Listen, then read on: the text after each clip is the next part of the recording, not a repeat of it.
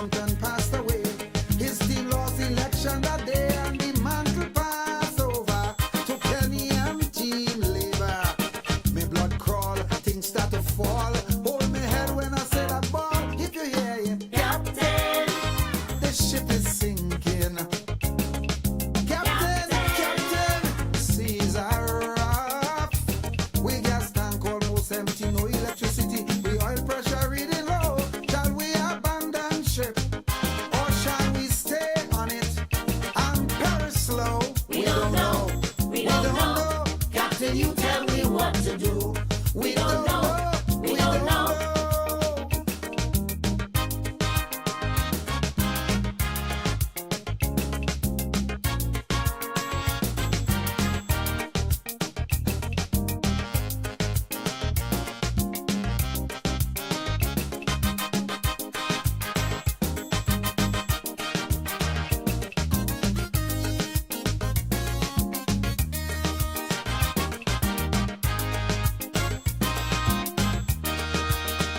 The St. Lucia, oh, she was a beauty. With feet years that few surpassed. And in her day, she sailed majestically. There were few in her class. Faithfully, she fulfilled her sailor's needs. But labor was overpowered by greed, and so they pilfered slow, causing scandal and row. Now things look dull. She's at a lull.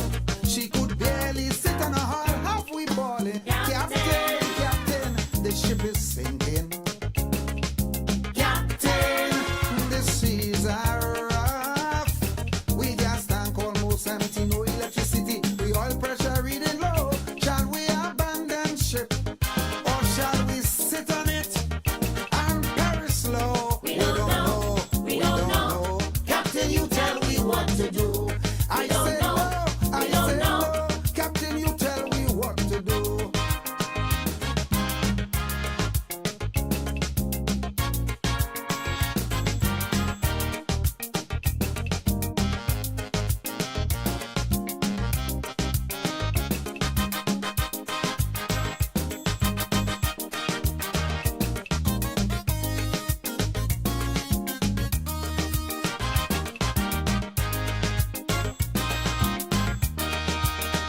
The St. Lucia, in her day of sailing, she was a friend, a true friend to one and all.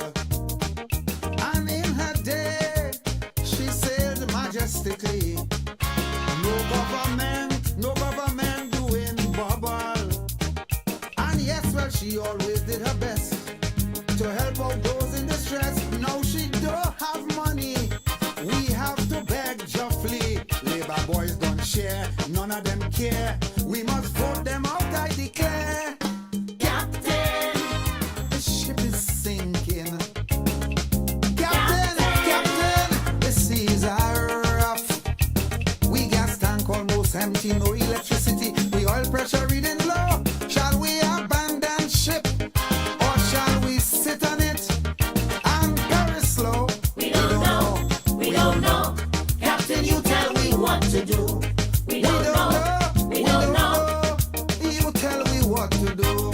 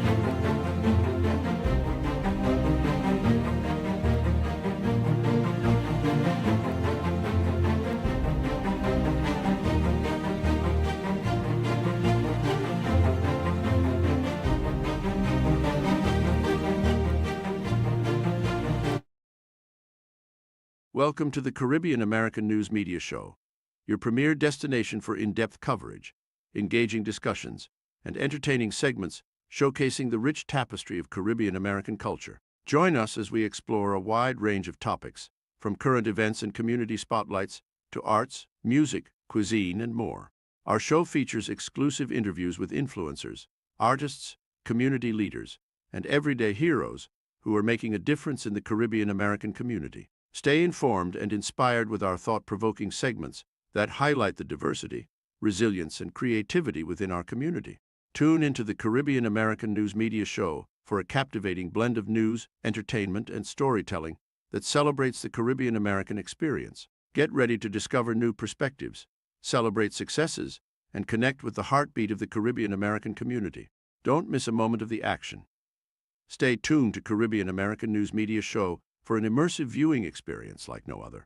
Hashtag Caribbean American News, hashtag show, hashtag cultural celebration. At the SLP's Conference of Delegates in Vieux-Fort, Prime Minister Philip J. Pierre made a desperate attempt to rewrite history.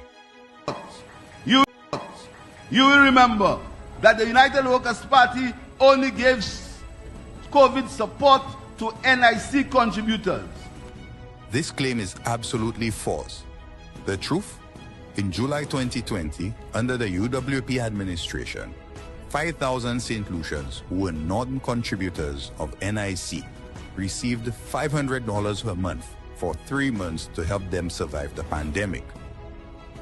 Prime Minister Pierre knows the facts, yet he chose to lie to the nation. Why? To mislead and divide. St. Lucia deserves a leader who values integrity, one who speaks the truth, not one who tries to twist it. Pierre, Pabo, we need real leadership, not deception. Malwat?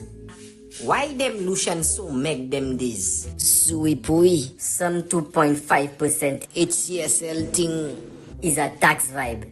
So what that have to do with people getting meg? But just now, to me, them people paying VAT already. Exactly.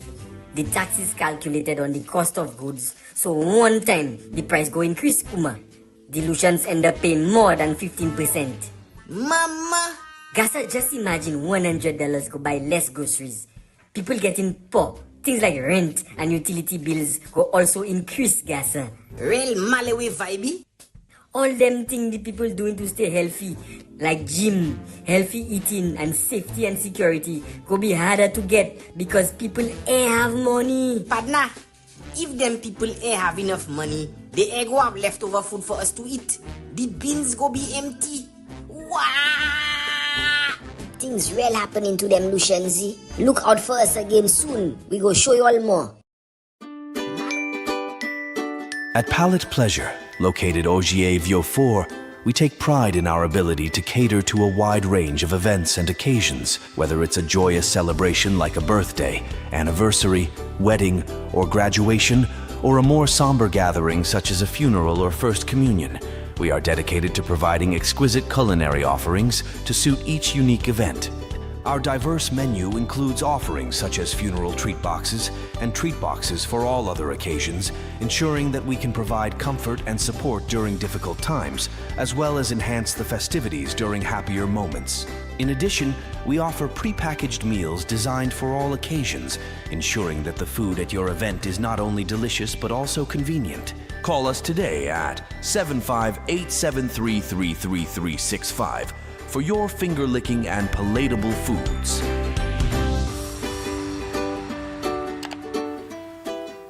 Well, a special good night to all our viewers here on Caribbean American News Media Platform. Folks, it is a pleasure to be with you tonight. It is the 11th of March, 2025, and we are live on the air. The time is 8:25 p.m. here in studio, and I believe that we have adjusted times based on the clock being adjusted here in New York.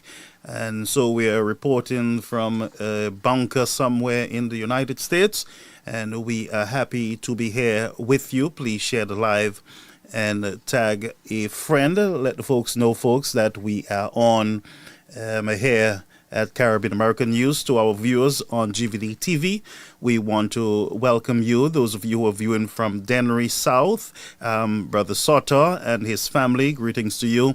The greetings to our friends in La Pointe, Dennery, over the bridge, Green Mountain, up there at Boisjoli, down in the Dennery village. We're looking at Beaumaigo. We're looking at over the bridge. We're looking at the Daito area there. Greetings to you, friends, and those of you in Newfield, Dennery, High Street, Dennery, all over Dennery South. We greet you tonight.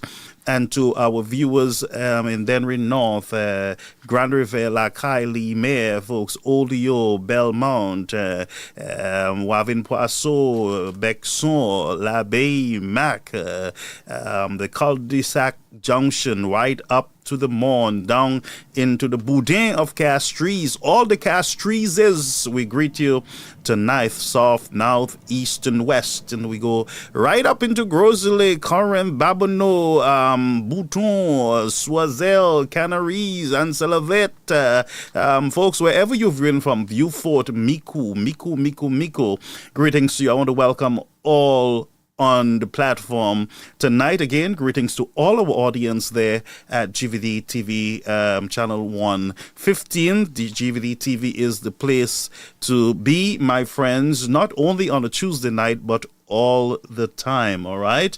So please ensure that your television, you're tuned in to GVD TV channel 4, and very soon we will be on national radio all over the island on Tuesday. This broadcast will be broadcast throughout the length and breadth of St. Lucia on radio. On the radio. We will announce the radio station soon, and so we thanking all our supporters for making this possible here on our platform. So on Tuesday nights, very soon, we will make a grand announcement that our broadcast will be simulcast throughout the length and breadth of St. Lucia, and even through the airways of St. Vincent, Barbados, and those surrounding countries will hear the signal of Caribbean American News Network on their radio. All right, so we're going places. And to those of you who are on our YouTube channel, we want to greet you, my friend over there, Sister Sylvia. Listen to me, long time I have not big her up, Sylvia and her family. God bless you. And to all the other viewers, our friends over there in Grenada, Dominica, wherever you're viewing us from over there on YouTube, we want to greet you. And to our friends on our Facebook page, thank you so much for being part of the experience here at Caribbean American News Platform. I can see all of you. I can see May, I can see Leonce and Benjamin, and all of you are coming in. Stanislas over there in Soufre, you're coming in hard, steady, and strong. My friend BBDD, you guys are coming in hard. Please share the live, Tiger friend. Look, Ian is also there already, clocked in with his drinks and everything else and his water. Man, why is me, our friends? But everybody is here tonight. Please share the live and tag a friend, tag a hack, tag all those who need to be tagged. Tonight we have some work to do, and so we're going to get that work done. We're going to get it done tonight. And so, friends, there's a lot of stuff I have on my desk to take care of, and it might be too much for the show tonight. We'll try to condense the show into shorter segments so that we can help you to get to bed on time. Some of you like the 10 o'clock, 10:30 programs. You know, we will do that once a month, but I'm going to try to give you maybe going forward, if you don't get mad with me, we give you at least an hour, 10 minutes, 20 minutes, an hour, half an hour, hour and a half of programming. You're getting too much. I don't want you to get obese on Caribbean American News Media Platform. We want you to be lean and fit. Yes, my dear. All right, so we are firing off. I have some stuff that's in my boudin that I would want to share with you, my fellow St. Lucians, my fellow people from around the region also. I have, let me take the opportunity, first of all, to thank all of you for your support. Because of your support, Caribbean American News have surpassed the 1 million viewers on the platform, which will make it a successful program. We are over the 1 million viewers. We just clocked in one of our in a few of our broadcasts, 500,000 individuals that we have reached so far. I see a balance between the young people, the men, the male and the female, the different countries and cities that you're viewing us from. And I want to say kudos to you, our supporters here on Caribbean American News Media Platform. We're very humbled, and we are not going to be here pompous and believe it is all about us, friends. It's all about me. I say it's all about us. Teamwork, working together, friends, with all our differences, shortcomings, and failures, friends, we can do so much together. And because of your sharing and your liking and your viewing of the program, we are able to reach millions of people around the globe, especially in the Caribbean. One of our biggest country, it is, I believe, we have the United States trending first, and then St. Lucia. Right immediately behind the United States. We have Castries as our biggest audience. Castries is our biggest audience in St. Lucia on the platform. We have Grosley coming in second, and Denry and Soufrière and the different areas. So we are seeing the reports, and it is looking really good. I just wanted to report that to you, that your presence here with us is not in vain. And as I said, we are imperfect beings. We're going to make mistakes. We're going to not get it right all the time, but at least we are in the right place. Our intentions are pure, and together, friends, with that pure intention, we can move mountains. All right, we can shift St. Lucia, we can shift policies, we can shift government either in place or out of place. And that's the power of the press, the free press. That's the power of the people that cannot be censored by any country. And Caribbean American News is very unique. You can't censor it in St. Lucia. No, you can't censor it. It's still going to fly. No matter what you do, the government cannot stop us. All right, no government. So thank you so much to our viewers. Let me just say this. This is a very touching moment for me, to tell you the truth. A few weeks ago, I reached out to Brother Samuel Bowers, because we would communicate and everything else. As you know, I have great appreciation for him. He was on my show, and he was due to be on the show last month. And then he said to me, look, by the end of February, I should be ready. I'm having some little issues, and I'll be ready by then to be with you on the program. He was all excited and everything. And I saw a notification on his page. When I saw it, I knew that Samuel Bowers was no more. I know that he had passed. But in a haste to insult him and to jump on him, there is a guy called Shazzy. And I believe Shazzy got a wake-up moment today as he tried to attack a dead man, not realizing that he's dead, that it is a family member who who got control of the account and was able to notify the followers that Brother Samuel Bowers was no more. And I want to take this opportunity to say condolences to the family, to Nicole Bowers and those. I did have some communication earlier tonight with a family member of Mr. Bowers. But in a haste to continue the insults and abuse on St. Lucians who speak up and who use their constitutional privileges and rights, Shazzy did not realize that he had walked into a very solemn moment where he was not going after Samuel this time, but he was going after the family who had just gotten access of the account and had posted the death of Mr. Samuel Bowers. when it was brought to his attention by SLP supporters and UWP supporters, came together in unison and rebuked him sharply. He quickly retrieved, saying that he did not know, he thought it was a joke. And he went silent. And I want to speak on that just in the next 2 minutes, on our attitude towards each other as a people, and how dangerous the path that we are traveling on is. And if we don't correct course immediately, many of us will go to hell without even realizing that we are all going to hell because of hate, disrespect, lack of self-control.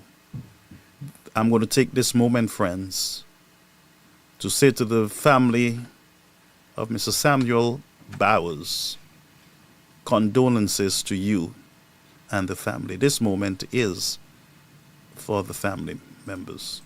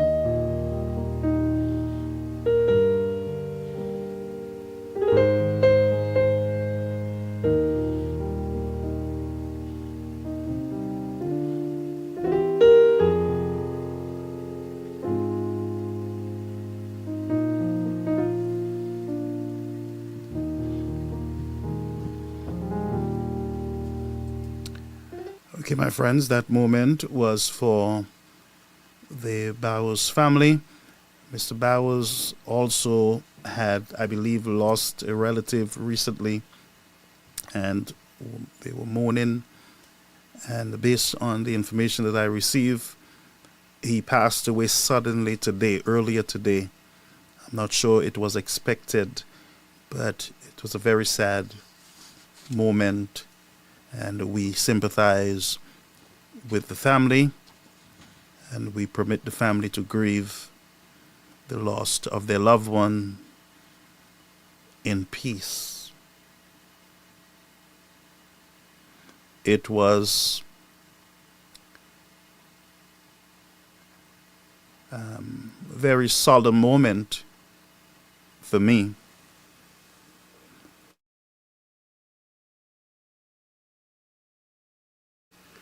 Sorry about that, folks, and I felt it. I felt the pain. Mr. Bowers is one who loved his country and had a desire to see proper housing in St. Lucia for the poorer families. He spoke to me many times of the housing deficit in St. Lucia and what needs to be done so that we can get families into affordable homes. He will be missed by all, and I would say to the family, on behalf of myself, I would like to apologize for all those who have treated him so badly with the insults to humiliation, but yet he was never moved. He kept on speaking on what he thought was in the best interests of his country. And so I apologize on behalf of them. And I pray that we get over this bitterness, nastiness in our nation. And we move on to loving a little more, caring a little more, respecting the views of others. And I say it should start with you and I. And it should start also with our politicians. But greetings again, folks, and you're viewing Caribbean American News Media Platform. We are live on the air, GVD TV, channel 115. All right. We go over to Powell Voisin, I believe it is. Yes. Ça supposé aller à d'un pays ka van yo ka van passeport yo et la ni de manière yo ka van ni yon le yo van ni se muna ka just vini citizen plus la. That means yo la model citizen or whatever plus ki van ni ba yo yo ni tout rights a d'un moun ka gen se passeport sa la pour ça j'en sais plus si ça allait l'Angleterre, Canada, tout ces côtés ça c'est un visa. Plus yo te ça aller acheter pour un visa United States. Bon, ou ça va chaque pays c'est Chinese là, chaque différent pays c'est arabe là yo pas que ça fait ça un pays yo because yo label yo terrorist bagay quoi. So c'est même ça là c'est ka gain passeport. Bon, l'autre manière yo ka fait là c'est investment là. Moun ka gen yo ka gen un certain amount of passport et yo supposé pour vier ba ou en bagay in return.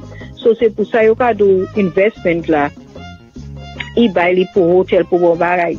Bon, un chay c'est côté Caraïbe là point ça. Seul côté qui pas point ça. Gonsalves and Vincent.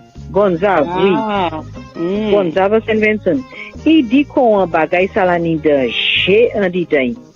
Danger à Gonsalves talk about là et qui sont les bas mais danger à Gonsalves là talk about là il est comme moun choué moun quantité danger tani because c'est bon do bagay depuis out no bobol depuis out no nefile ça va bobol en dit ça va bobol à présent monsieur ta NYC non il sorti en bobol monsieur te ka travail mobile Scotia Bank non sorti en bobol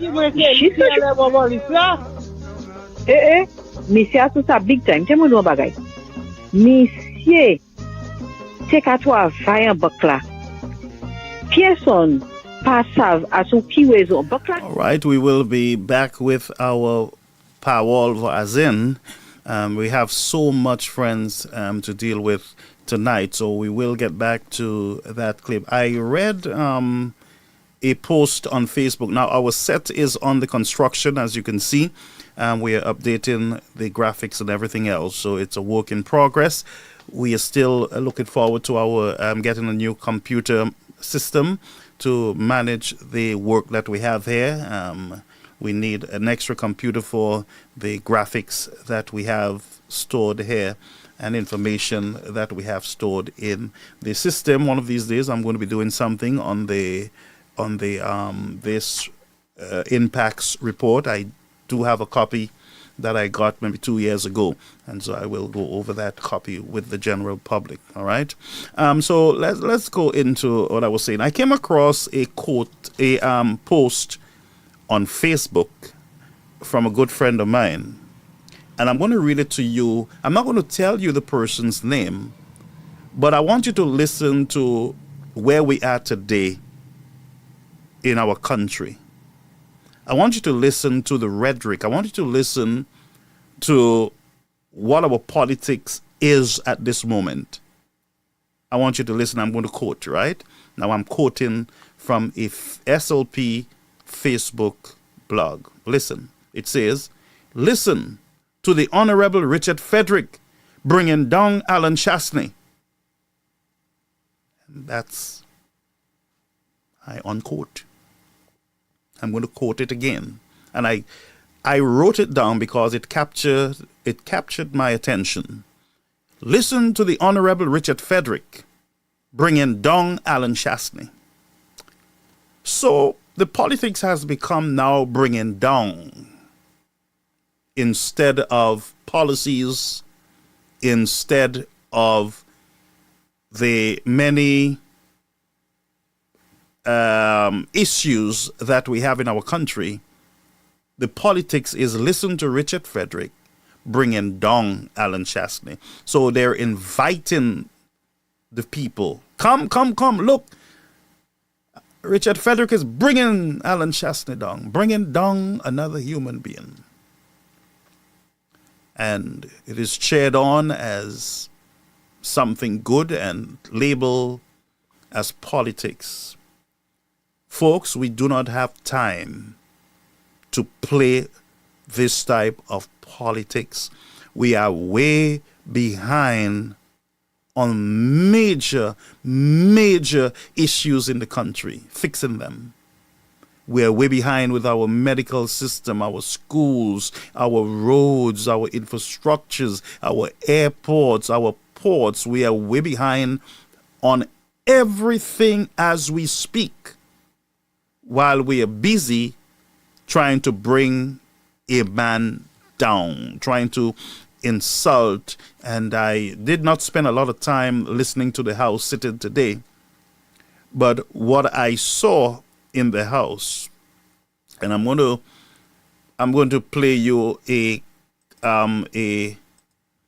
piece of what I got from the House, where the Honorable Opposition Leader, Mr. Chastney, at some point wanted to, well, he was about closing in his discussion, and Mr. Bradley, one of the opposition, thought in his good judgment that, look, let me make a request so that the opposition leader can get just 15 more minutes to do what he has to do as the opposition leader on a very important bill. So Mr. Bradley stood up and made the request. The speaker entertained the request to the other members. I want you to just listen to this, folks.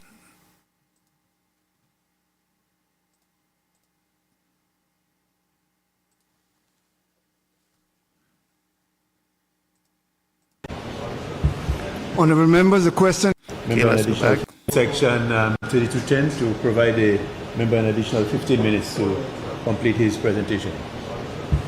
Honourable members, the question is that Standing Order 3210 be suspended in order to allow the member from Mico South an additional 15 minutes in which to complete his presentation.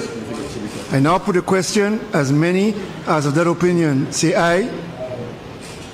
As many as of a contrary opinion say no.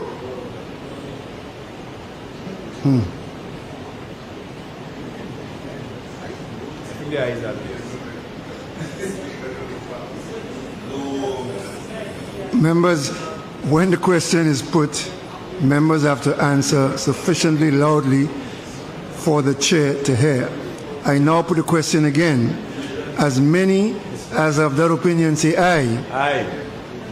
As many as of a contrary opinion say no. Division. Madam Deputy Clerk.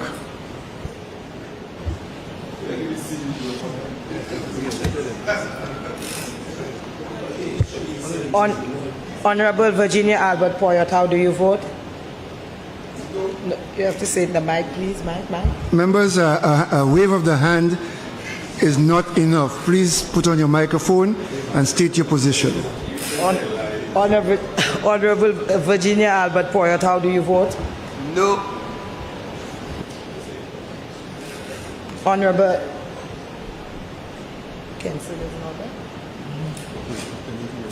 Honorable Sean Edward, how do you vote? No. Mic, please. No.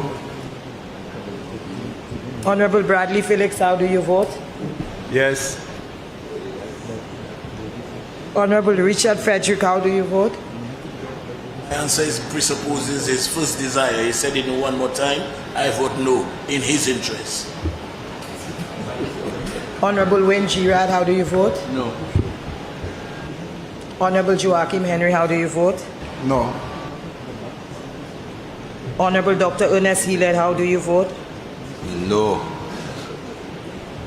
Honorable Emma Hippolyte, how do you vote? No. Honorable Moses Jabatis, how do you vote?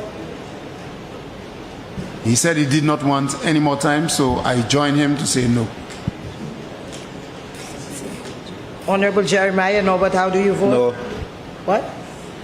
No. Honorable Philip Joseph Pierre, how do you vote?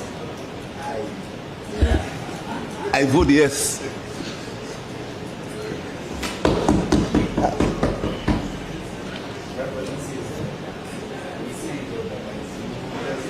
So, folks, that's what we experienced today.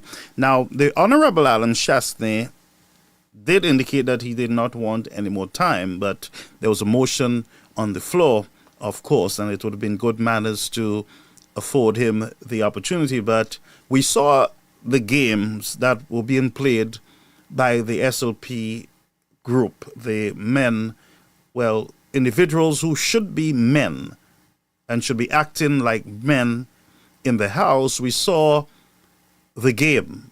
And I know the argument, well, he said he didn't want anything, he didn't want it, and I would have voted. This was a game, nothing but a game. I think it's time for us to stop playing with words and playing with events and actions and call it for what it is. These men were playing games in the House. And I would propose, I would say to you, friends, the only way to deal with these individuals who believe that they're kings and they're queens and they're all what they are, St. Lucians, your country needs a reset. I'm going to say this again, and I want you to take me serious.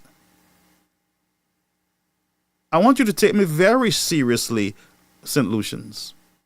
And to the hacks who are watching behind the scenes, because you don't want us to see you watching, and it's okay for you to come in.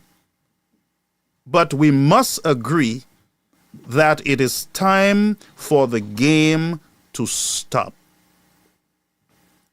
And the only way to put an end to this game is when the elections are called, that you ensure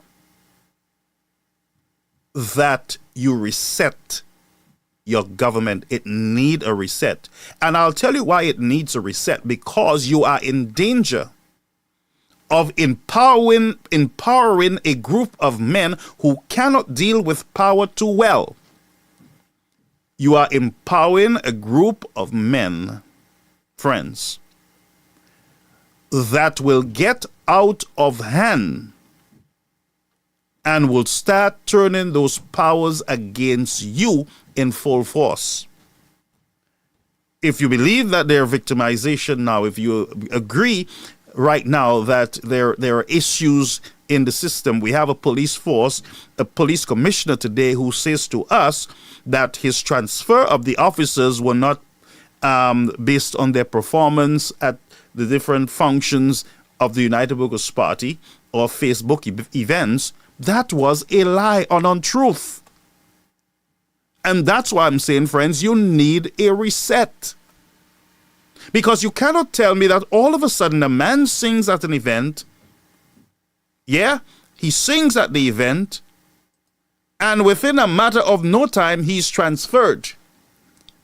And then you saying it's a promotion. It's a promotion. I mean, it's a promotion. Yeah, it's a promotion. And the people of St. Lucia need to join you to say it's a promotion. It's hard to believe, but the Royal St. Lucia Police Force has actually taken action against Kaka, a beloved sergeant in the force and a well-known calypsonian for over 20 years. As a professional entertainer, Kaka makes a living from his performances. Just like any other artist, he is free to share his talent wherever he chooses, as long as the event is lawful. On Sunday, March the 2nd, Mr. Xavier, also known as Kaka, performed 2 of his hit songs from the 2024 Calypso season at a UWP National Public Meeting in Dennery, in his professional capacity as an entertainer. The aftermath of this performance has been nothing short of shocking.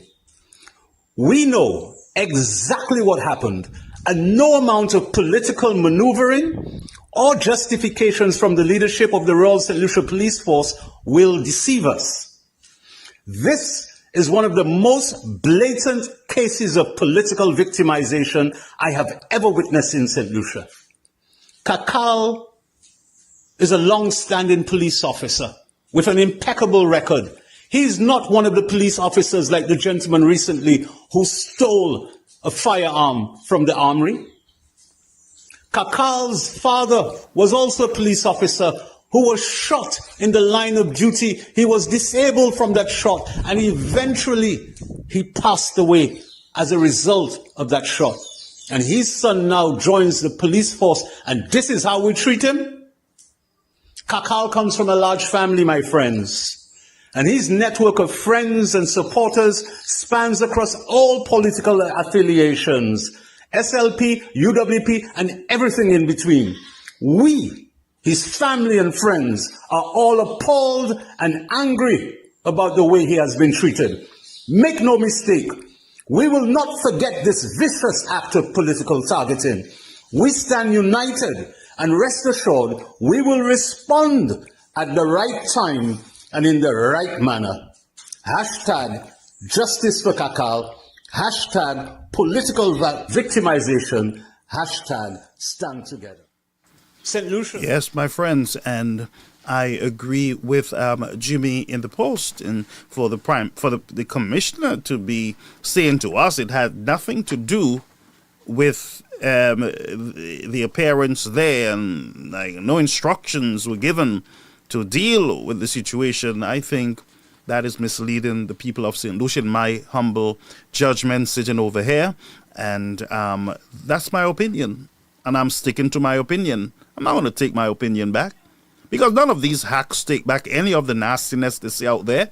They don't take it back when they go out there trying to insult the Honorable Alan Shast. They call him all sorts of names, and when you do call them there's a new name that I hear flying around. I forgot the name, El Guapo or whatever it is. Then everybody cries foul because, El Guapo, this is bad, and we see the games that are being played in our country. As we're on the police, let's just continue this. So the police came out today, and the commissioner and his team, and they spoke about the missing rifle and ammunition in the country. And here's what they say. The ammunition that was taken along with the M16 rifle stolen from a police station.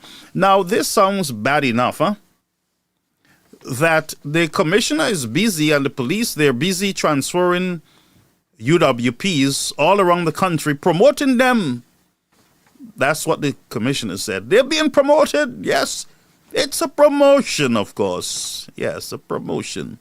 So while the UWPs are the only ones getting promoted around this season, we have ammunition and firearm being stolen from a police station. Now, I don't want to laugh, folks, but this sounds funny. Now you can expect, let me try to reread this script. This would have sounded better to me ammunition and an M16 rifle was stolen from a security company. That would have sung a little better because security company do have robberies off and on. Like Brinks used to have robberies every month, it seems, in the country.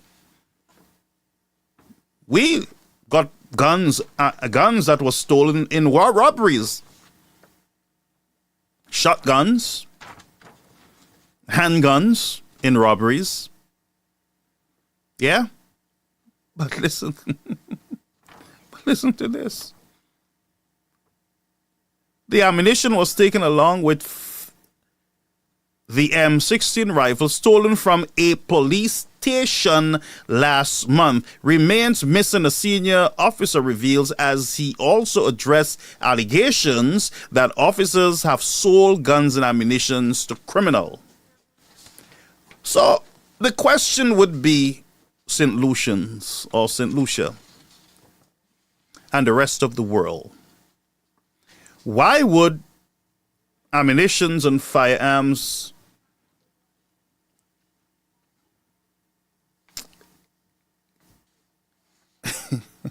why would anybody steal firearms from the police station?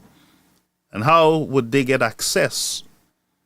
Walking into a police station and walking out with guns. And why would you, as a police, want to steal guns and ammunitions? What are your plans? What are you engaged in? That's the question. What in the world are you doing with stolen guns from your own police station and ammunition? What is the purpose? Why did you do that? Why would you do something like that? And that's the bigger question. What in the world is happening with the institutions of St. Lucia?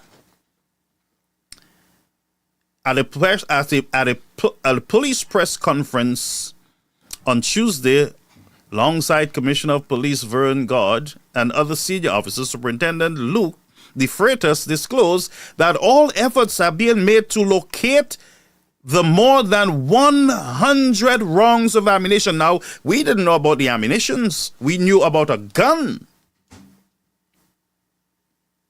Mind you, we knew about a gun that had gone missing. Now, 100 rounds. It looks like this person was out for war in the country. Something is wrong when, and by the way, the question should be, how long have this thing been going on in the country?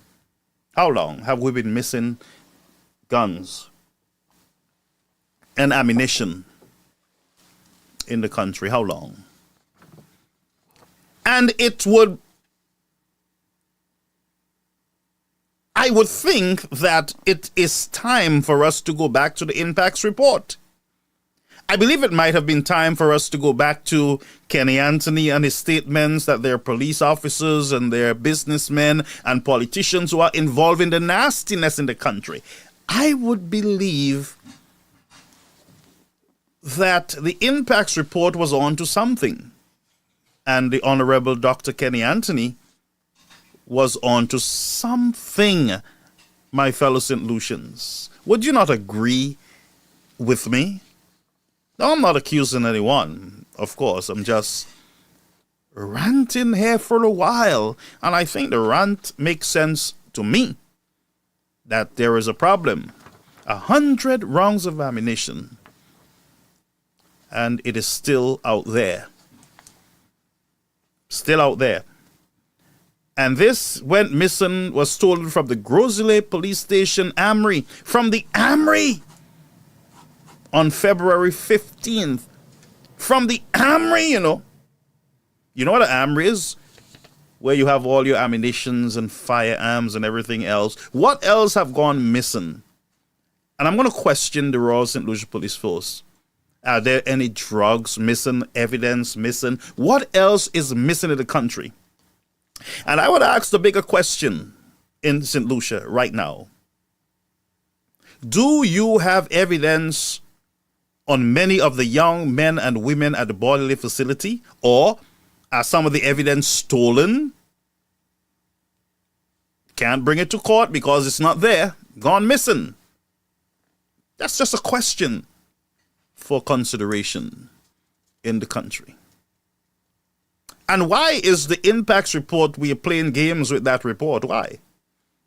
More questions. And the other question would be, who will guard the gods? Who would guard the gods? Surely I don't trust the SLP government to guard anything. I don't trust them, the truth, to guard anything, because they have proven themselves not to be able to focus on anything, really, but mapui, slander, confusion.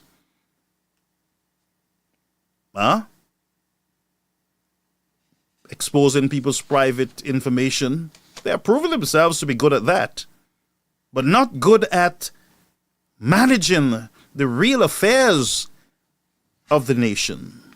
And we saw those little children today in the house enjoying themselves, fresh off of their rally, believing that the victory is theirs.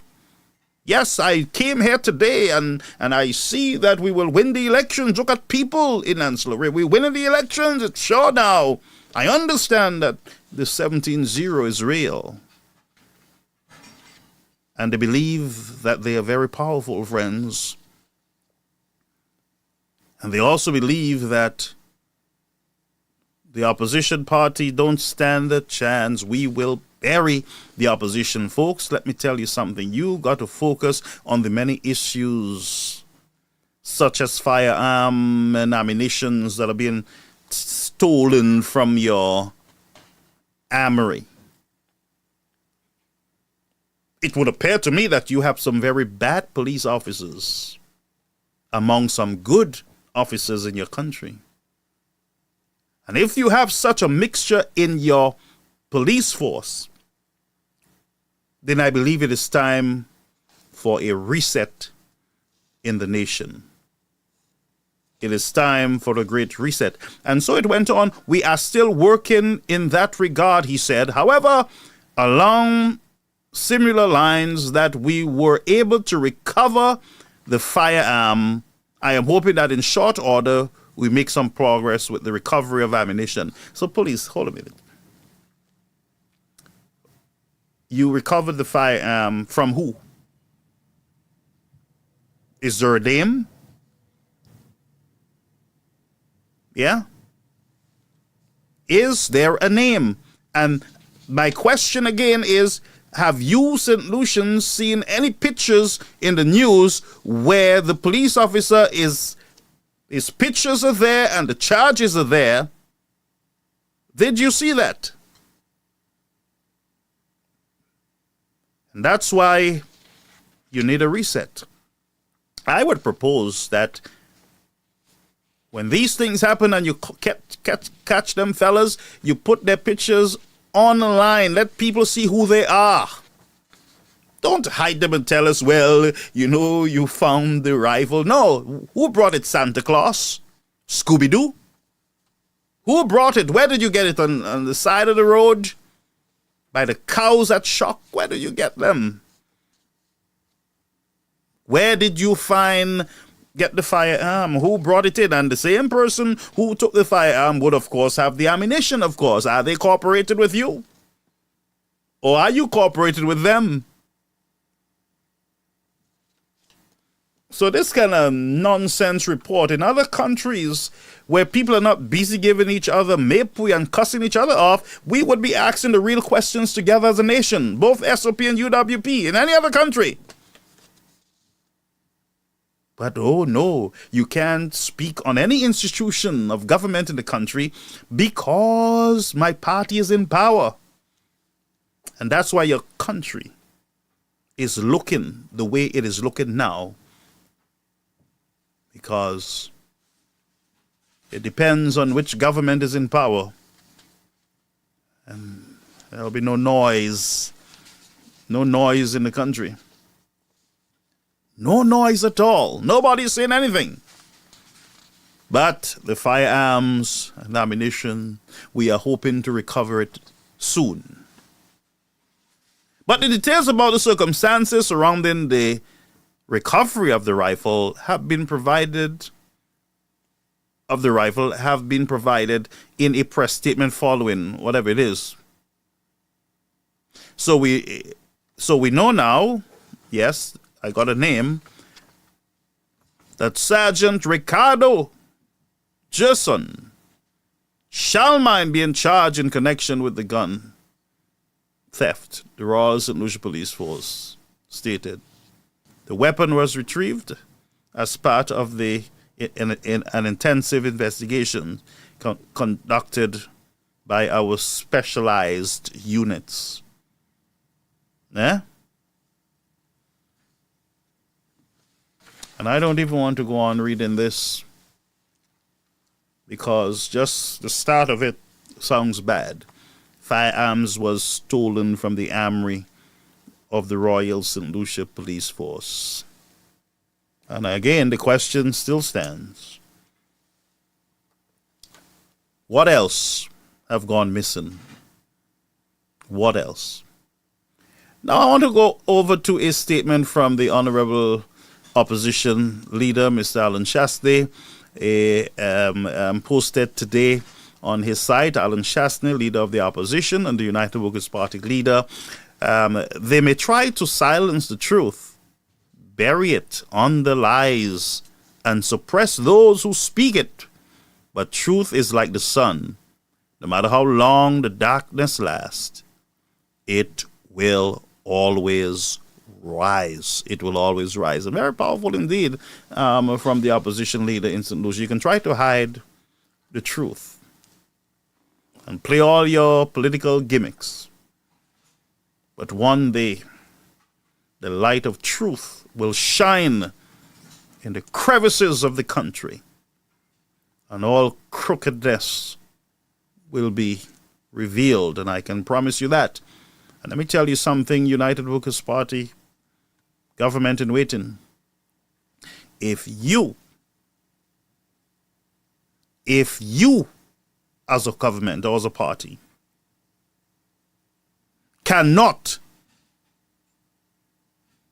with a fine comb tooth, look at the institution of our government with the intention of serious reform, constitutional reform, reforms on the way our government functions. Because that's what we need now, because I believe that all sectors of our government has been compromised. And I believe that we are being deceived.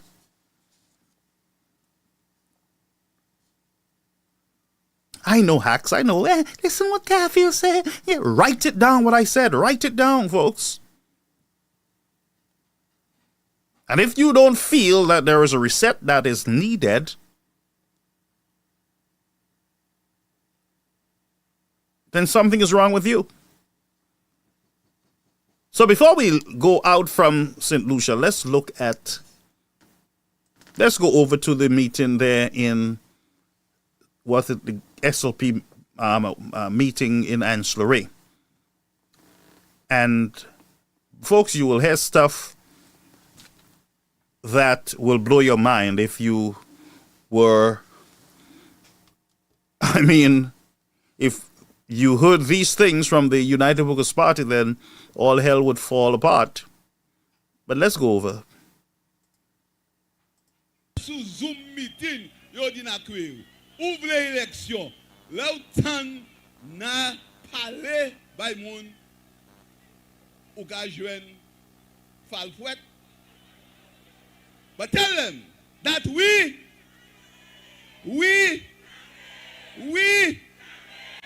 my brothers and my sisters, look at these men and women on that platform. Look at these men and women on that platform. Look at the senior minister coming with the blue wave. Look at Richard Frederick coming with central castries. I told you all, folks. And look at the men and women on that platform. You know what? I want you to tell me whether you do not want us to win all 17 seats in the next election. And I say that without fear or favor. We cannot allow these guys ever to get back in government in St. Lucia. Now, let me just break this down for a bit. You don't just pass on these kind of things. It's very serious. So he's saying, look, very ambitious Prime Minister. He wants to win all 17 seats based on the crowd that he's seeing. Now, by the way, the convention of the United Workers' Party didn't have anybody, based on what you hear. They're the only ones with crowds. They're the only ones with crowd. The United Workers' Party had no crowd, no support. It was just a few people on the field, and they stole a picture from Grenada or Dominica and posted it. And, they don't have a crowd. But, no. If you listen from Monday and Tuesday, look at people. We had so much people. The flabbo is afraid. And I discovered that you do not hear the flabbo talking much about crowds, the crowd of the SLP, who they had over there, who they did not have over there. No. They were very focused on the issues that came out of this meeting. So Philip Jipe is saying, look, we don't want them fellas. We should never allow these guys to get into power. Do you know why, St. Lucians? And I agree with Philip Jipe, do everything in your power, not to get us in, because once the United Workers' Party gets into power, or into government rather, not power, into government, the power is with the people. But once you get into government, the United Workers' Party, then many of you guys will have to account, and I strongly believe it. You will have to account. You see the CIP? You guys have to do everything in your power to win, because CIP alone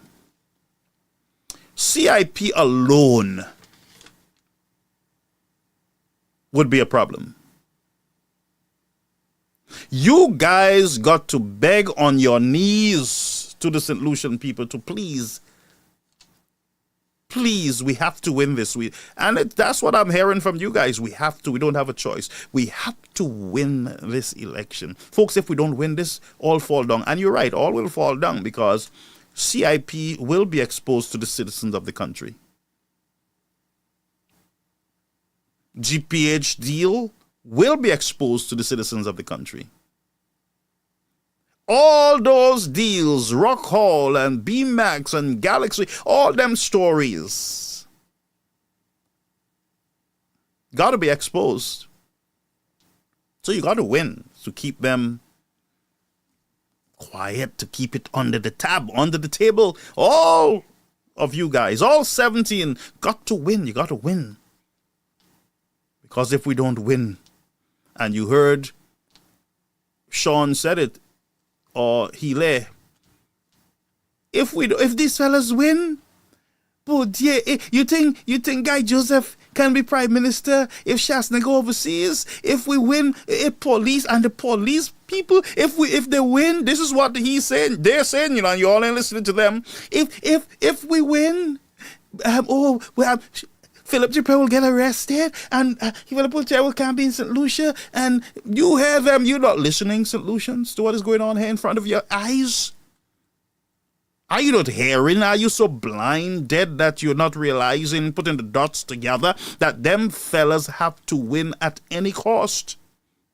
And anytime you have a government guaranteeing you that they can win all the seats, I am telling you, you got to watch the electoral office.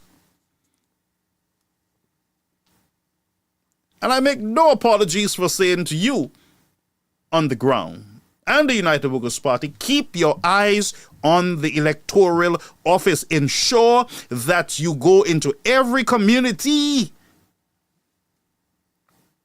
and comb the voters list. And ensure that everyone go to the electoral office to ensure that their votes will be counted, to ensure that they have an ID in their hands, to ensure that their names are on the list to vote at Kendall Mason Memorial School or down the road or up the hill or behind a donkey. But every human being in the country should know before election day, where their polling division is. I am afraid with the rhetoric that I'm hearing. I am concerned, the citizens of the country. And don't tell me I have nothing to be concerned about their checks and balances. Listen to me. You still believe in checks and balances in your country? When firearms and 100 rounds of ammunition is being taken out from your armory? Yeah? Yeah? You still want to go there? Therefore, I encourage all citizens of the country. Do what is right. Stop cursing people out and wasting your time. Of you cursing people off, you don't even have an ID. You're insulting people on Facebook and everywhere, all over the place, the streets, not talking to your best friends and even your own family members, which is nastiness. But you don't even have your ID. You don't even know where. I'm not taking calls yet, folks. You don't even know where. You don't even know where you're registered to vote. But I am telling you, the signal have already been sent that we got to win these elections by any means necessary. But I want to turn it around. I am saying to you, the United Workers' Party must win this election in order for there to be a reset in the nation. It's a must. All efforts should be put in place. All efforts. The unity of the people will count. If the people are unified, then these fellas do not stand a chance. And let me say something to you, flabber people. You see all this nastiness and jumping up and down all over the place and exposing your party and all this craziness. You guys need to stop that quickly. And don't tell me you're because of patriotism that you have to do that. No, patriotism don't call you to do that. Patriotism call you to ensure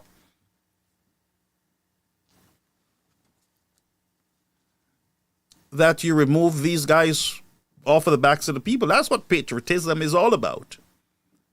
Let's talk about love for country. Love for country is not self-love. It's not all about you. It's not surrounding you only. It's about all those who have lost families at our hospitals, our roads, those who have no access to health care. It's not about you. Let's talk about patriotism and love for nation. Love for nations is to ensure that we remove those who do not function correctly in our government and replace them with those who we believe can do a different job or has a different approach to governance in the country. What we have here now, and I'm not saying everything the Labour Party is doing, it's wrong and it's so bad. No, I can never say that. Because if you give somebody a $500 that they never had, or the extra $100 that they never had, that's a plus for them. The party might have their own agenda for giving it, but at least a poor family got an extra $500 that they never had. Thief, borrow, or whatever it is to give it to them. It's a good thing when people get money. It's a good thing when people get help. But I'm saying true patriotism goes way above self. And you look at those who have been victims of your system,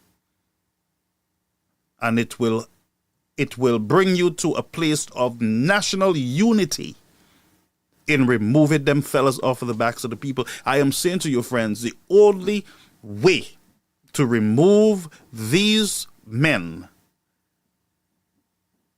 out of the control of government is national unity. national patriotism, unity. That's what it. Nobody should be crying and cussing off right now because you didn't get a mic, you didn't get a TV, you didn't get a phone. Ufashi, tell me that you prefer to bankrupt, you prefer to throw the elections to the Labour Party people because you didn't get a house, you didn't get step, you didn't get a contract, and so you're ready to drown the whole ship. You don't care what happened. Leave me alone. I don't care what happened. Oh, let me talk. I drowned everything.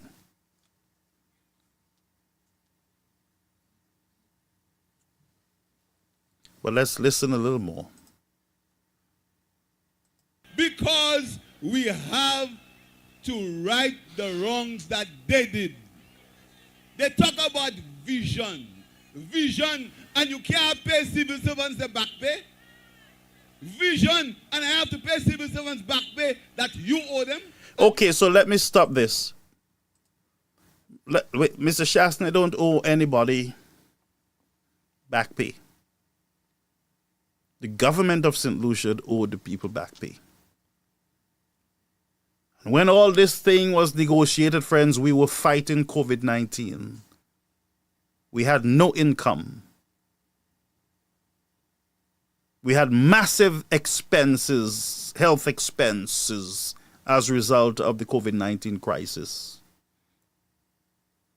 And if the United Workers' Party had won the election, of course, these folks would have been paid. Once the country was reopened and things were getting back to normal, everybody would have gotten paid. But how can you negotiate and pay out monies when you're busy trying to save the lives of people? And then you come to the St. Lucian people and make them believe that the government, the United Workers' Party government, didn't want to pay anybody. They had the money sitting there and they didn't want to pay nobody. That's what you're making it. That's deceive. That's deceitfulness. That's not the truth. And the Prime Minister of St. Lucia would have had the information. He would have known better than to mislead the citizens and let them know trying to bamboozle the minds of the people to make them feel that the government, the United Workers' Party government, Alan Shasta didn't want to give. He didn't want to give anybody money. But we did it. We did it. You had to do it. You have no major crisis except for Donald Trump and Wasco and Richard Frederick and Lisa and the other one down there in Bexon and Wayne Girard. What other disaster you have? Anyway, let's go on. Listen, man, I'm not playing no entertainment. Okay, we have a call coming in. Let's take this call, folks. Caller, you on the air, Caribbean American News Media Platform.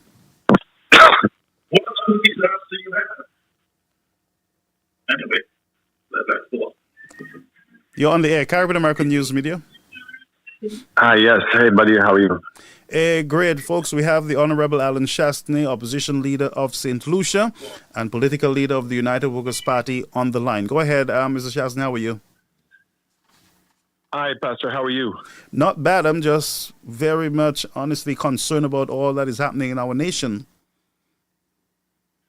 Well, we all are, because it's very, very clear that we have a government that has lost control of the country, whether it is the situation with crime and the morale of the police force and the effectiveness of the police force, or if it is the healthcare system, whether it's infrastructure, whether it's the roads, and now the sad situation and the desperate situation that's taken place with water in our country. Everywhere you turn, there's a problem. But I specifically wanted to address this situation because this is something that the Labour Party keeps repeating. I'm very proud that when we were in government that we dealt with the back pay that the Labour Party left. But more importantly, we had to come to an agreement in advance of the wage agreements. So it meant that we actually negotiated and agreed to a wage increase before the contracts actually came into effect. Now, why is that important? That's important because the banks would have recognized the pay increase. So if a civil servant had gone to borrow money on a house or a car, the bank would have given them the benefit of the pay increase because it was a signed contract already. Right. Now, sadly for us, in the middle of that term, we had COVID. Yeah. And if you remember, my government attempted and met with the unions several times because there was a significant drop in the revenue of government. Government's revenue dropped $110 million in April 2020 to $55 million. Wow. And let's put that in perspective. The wage bill is $44 million a month. Debt payments is $30 million a month. And to operate the government, pay the rent, pay utilities, pay for consultants, pay for all the fuel, pay for overtimes is another $30 million a month. So to operate government pre-COVID was $100 million a month. When COVID came, that increased by another $10 million. And let me explain to you why. We decided to adopt a protocol called Coexist with COVID. And what we did is when people came back home, solutions, that we put them up in a hotel for free for 14 nights for the quarantine. I remember that, yes. So I didn't just have to pay the hotel for the hotel room. Yeah. I had to pay for the 3 meals a day. When I say I, the government. The government, yes. Right? And we had security. We heard that some people were, they had some affairs going on and they couldn't wait. And people were climbing walls and we had to put security in place. Right. Right? And then your border control was working overtime. That is your Marine police. Your policemen were working overtime. And also your nurses and doctors were working overtime to deal with the volume of traffic. So the cost of operating the government went up, but meanwhile the revenue went down. We borrowed $300 million. So if you divide that by 12 months, we're talking about $25 million a month. Yeah. So 55 plus 25 is $80 million. Yeah. You were still short $20 or $30 million a month. This is why we try to negotiate with the civil servants to allow us to only pay them half their salary in cash. Right. And the remaining amount would have been paid in a form of a bond. Okay. And the bond would have been a tax-free bond with a 4.5% interest.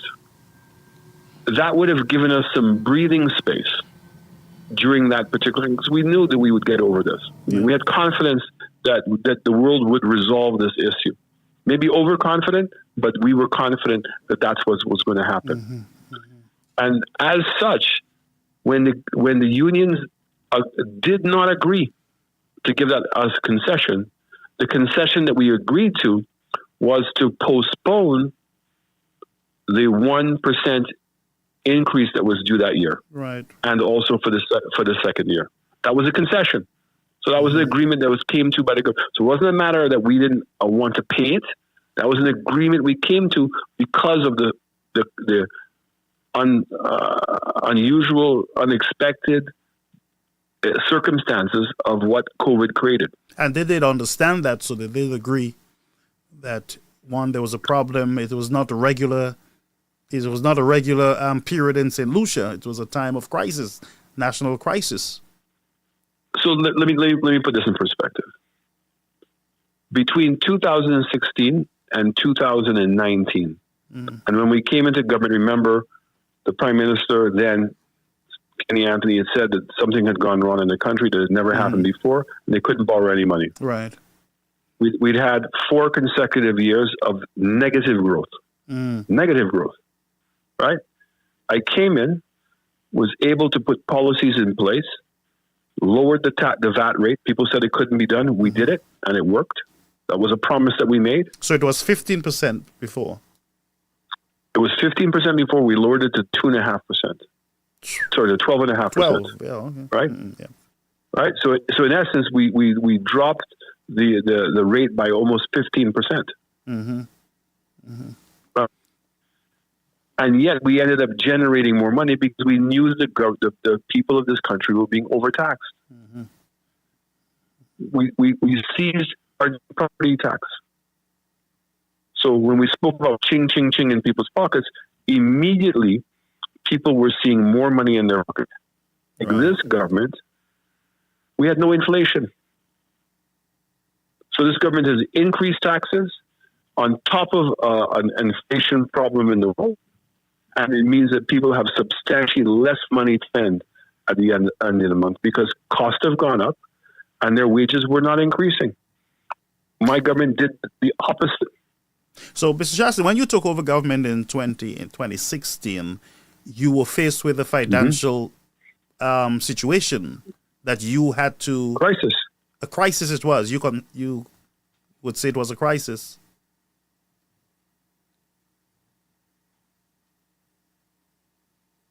Mr. Shaston?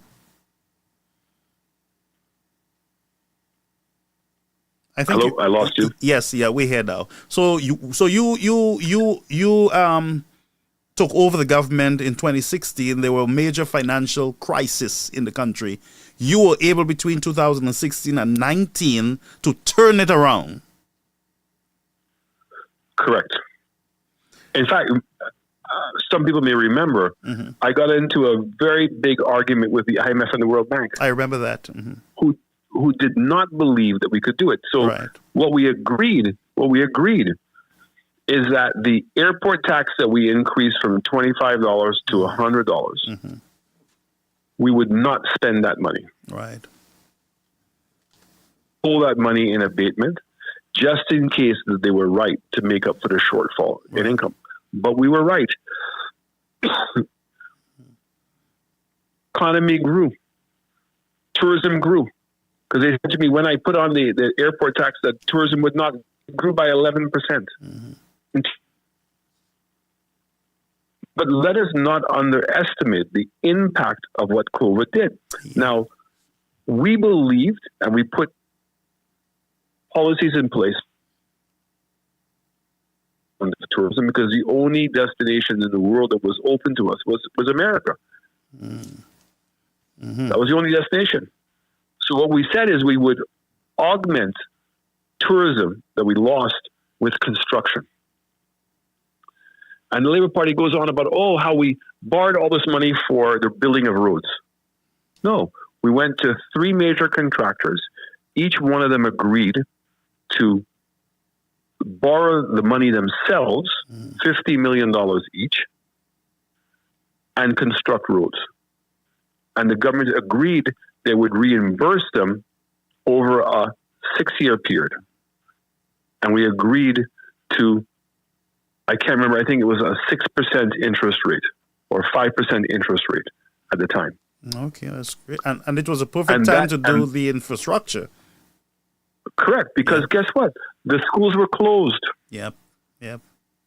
Right, there was less traffic on the road. On the roads, yeah. We did the same here in New York, by the way.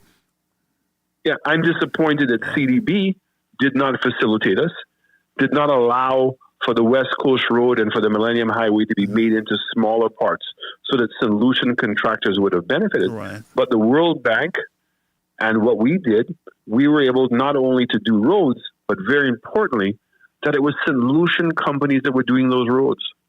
And the amount of construction that was taking place, literally anyone who had a truck, who had a backhoe, was being occupied. Unlike what's taking place today, one company, Renault Gajada, one company is getting all of the work, and they are not outsourcing any of the work to any of the solutions. So now you see all these solution people who were augmenting their salaries by having equipment, and the equipment is sitting in a home doing nothing. Wow. Nothing. And there's no point. Why are we doing this West Coast Road and the Millennium Highway? Mm-hmm. And that's what I'm upset at. And I take part of the responsibility because the contract was initially negotiated under my government. I'm not denying that. But I tried hard to renegotiate with the CDB to allow solution companies to do the work. Right. Instead, we have a Trinidadian and a Barbadian company bringing their own equipment, bringing their own people. And so the economic spin-off of that work is minimal. Just like when we used Reno Gajada, down to the wheelbarrow in a community. He's not going to rent or use anybody in the community to do work. He does everything himself. Even at St. Jude's Hospital, let me tell you how bad it is. He has over 200 Indian workers from outside of St. Lucia working there 200. in this guava season. 200. Wow. Are they skilled people that we do not have in St. Lucia? Come on, they're laying bricks. Oh, my. It's shameful. It is indeed. What's going on? Well, you know, but I really wanted to call you and again to thank you for the work that you're doing. Thank you. I think sir. it's very important now. People have had the time and they're less emotional because all this thing about Shastney is a white man. Yeah.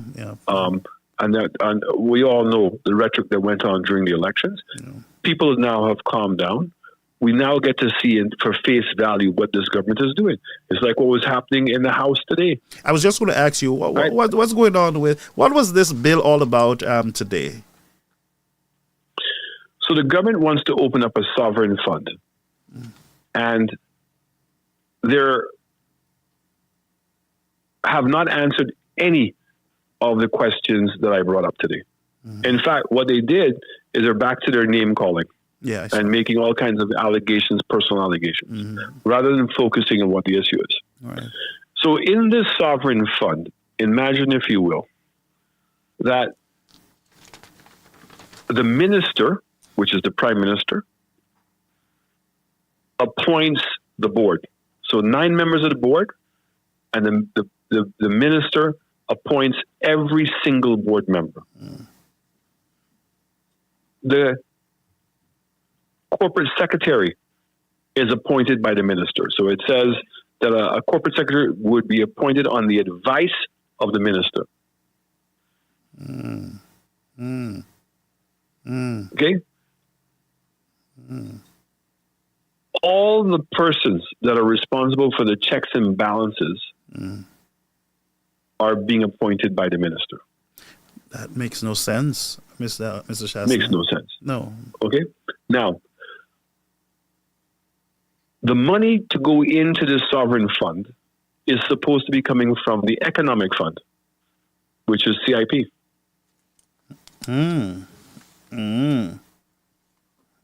Oh, okay. Okay. Now, I'm asking the question. We have an economic fund where the director of finance, the director of budget, the chief economist, a representative from the Attorney General's office, and a representative from the private sector are on the board. Now you're going to put the money instead into a board of 9 people selected by the minister. And they're going to also appoint a custodian to the fund. So who do they report to? An investment man. So that's what. So they report to the board, but they are selected by the minister. So it says that on the advice of the minister. I don't think St. Lucia wants to go down that road again after this whole CIP situation, Mr. Shastney. Well, we're going to get into that. So the custodian is selected by the minister, and the monies that are going to go into the fund are going to be put into the name of the custodian. Oops. You can't create this madness. And as you said, here it is that the minister of CIP amended the contract with Galaxy. And instead of giving Galaxy $210 million of CIP passports to build a $300 million hotel, $300 million, because we felt it was important that Galaxy bring money to the table. Yeah. He amended the contract and is now allowing Galaxy to sell $1 billion worth of passports. So you're going to go from 700 files to 5,000 files, right? Now, if that was not bad enough,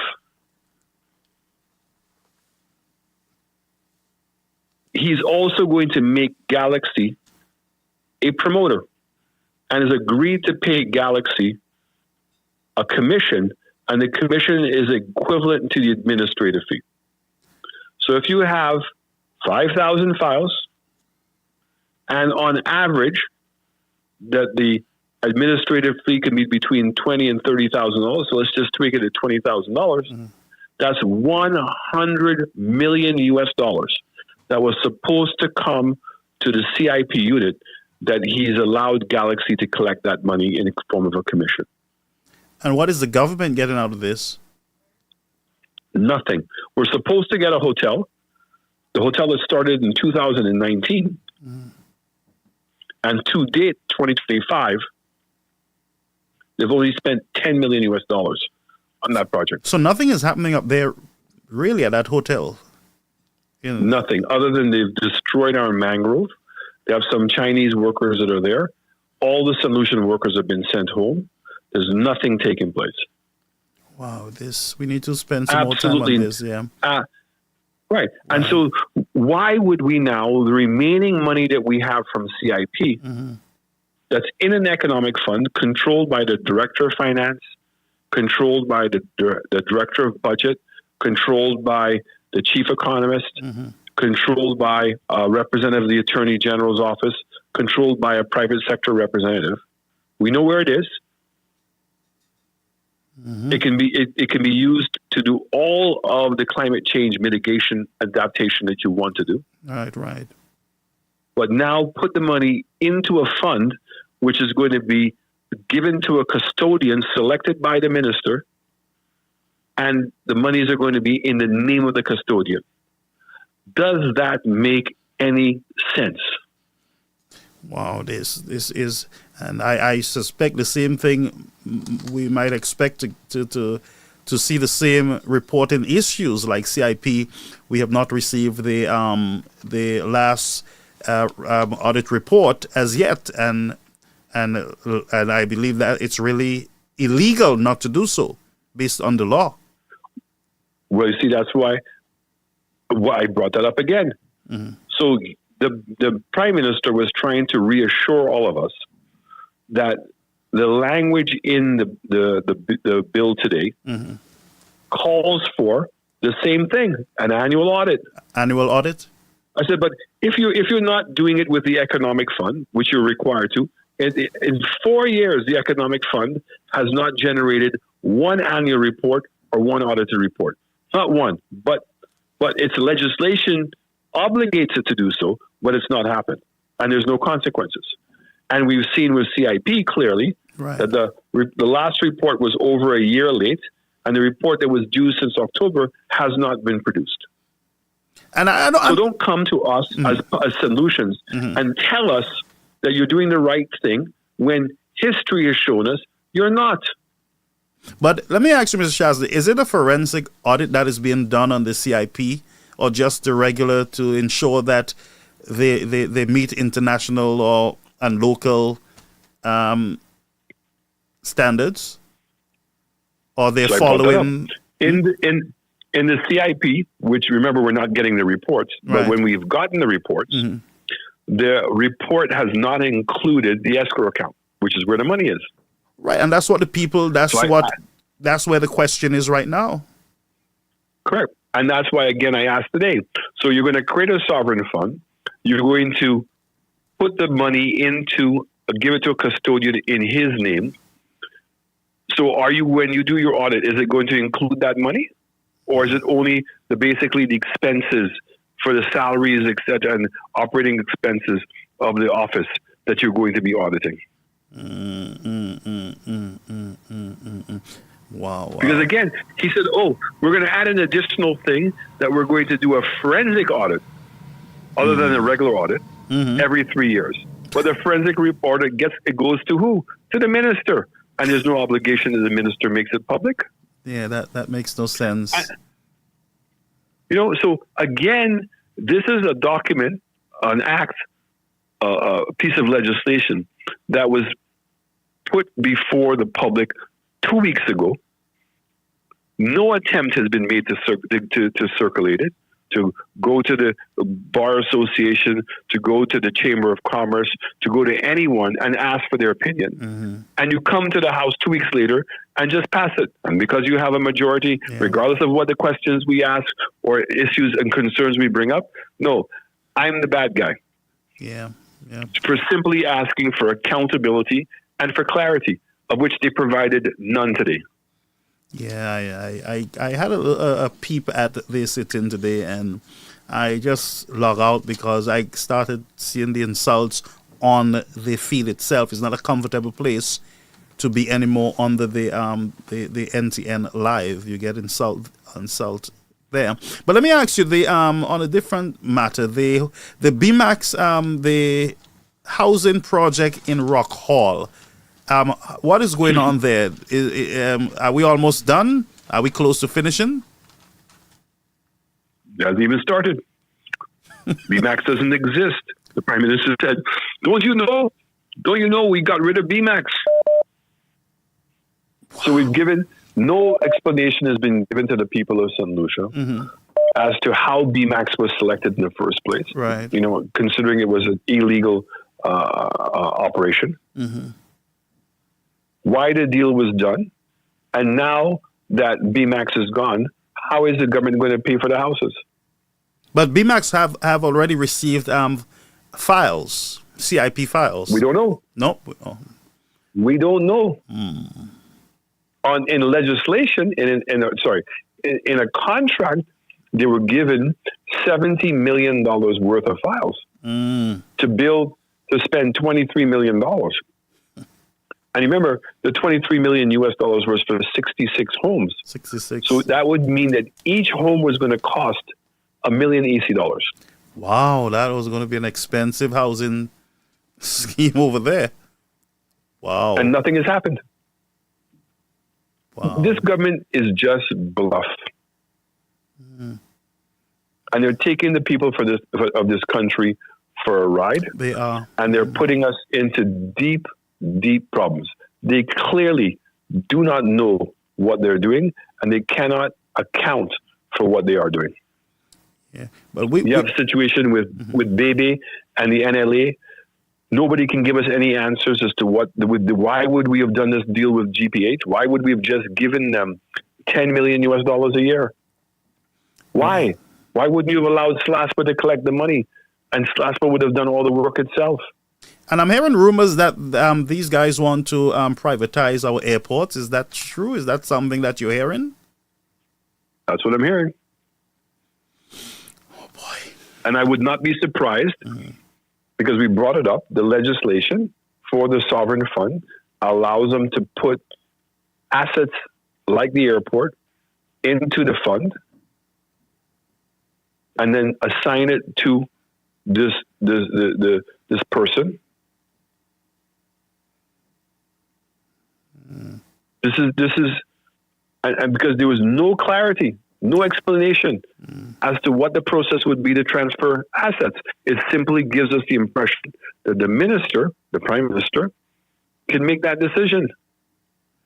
Wow. I mean, and that's why I keep saying to the people of St. Lucia, the country need a reset. We need a reset immediately, because I don't understand how the country is being managed. And I'm not saying everything the SLP administration is doing it's wrong or whatever it is, but I mean, they're doing a lot of stuff that, it makes no sense at all. Like GPH, the BMAX deal, and it makes no sense, Mr. Chastney.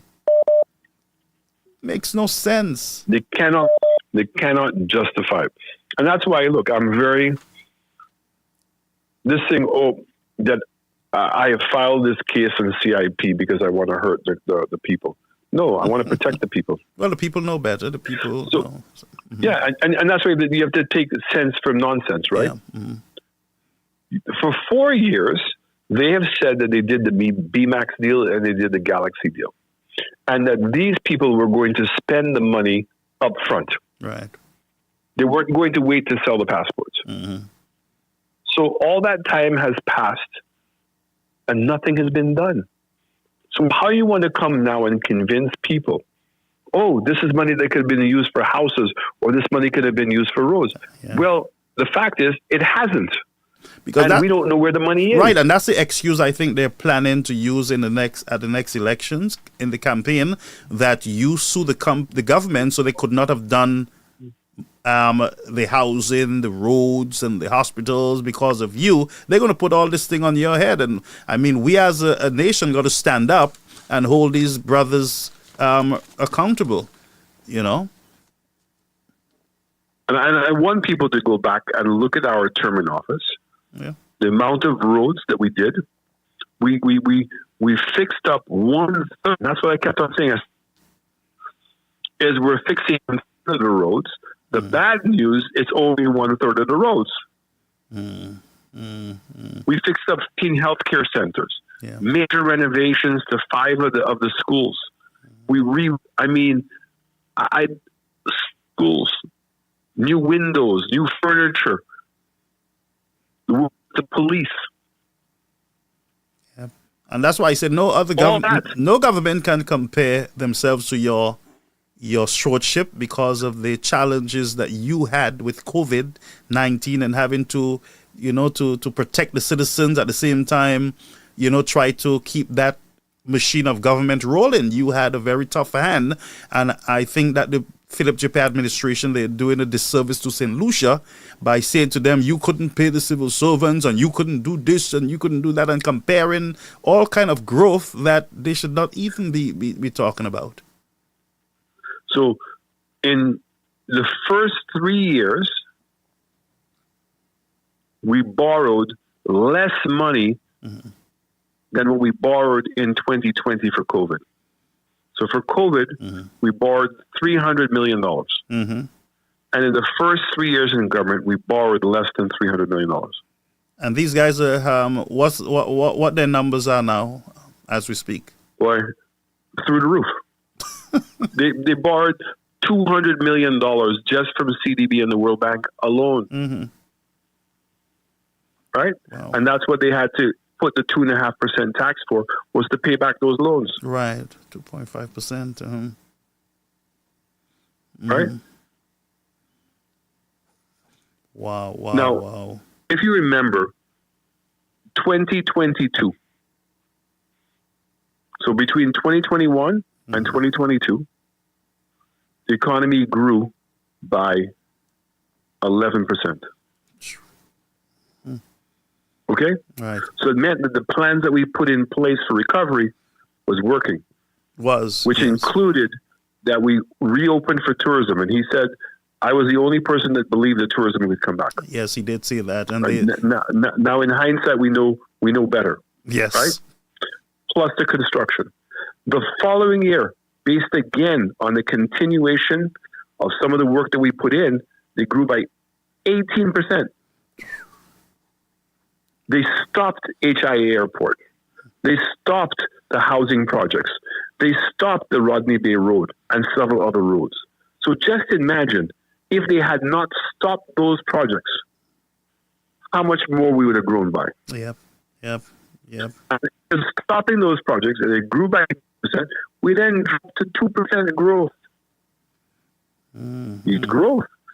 But it still was not recovering to where we were back in 2019. Yep. Right? And so this year they're saying, we're going to have full growth. Single digit. This country should be growing by double digits. Yep.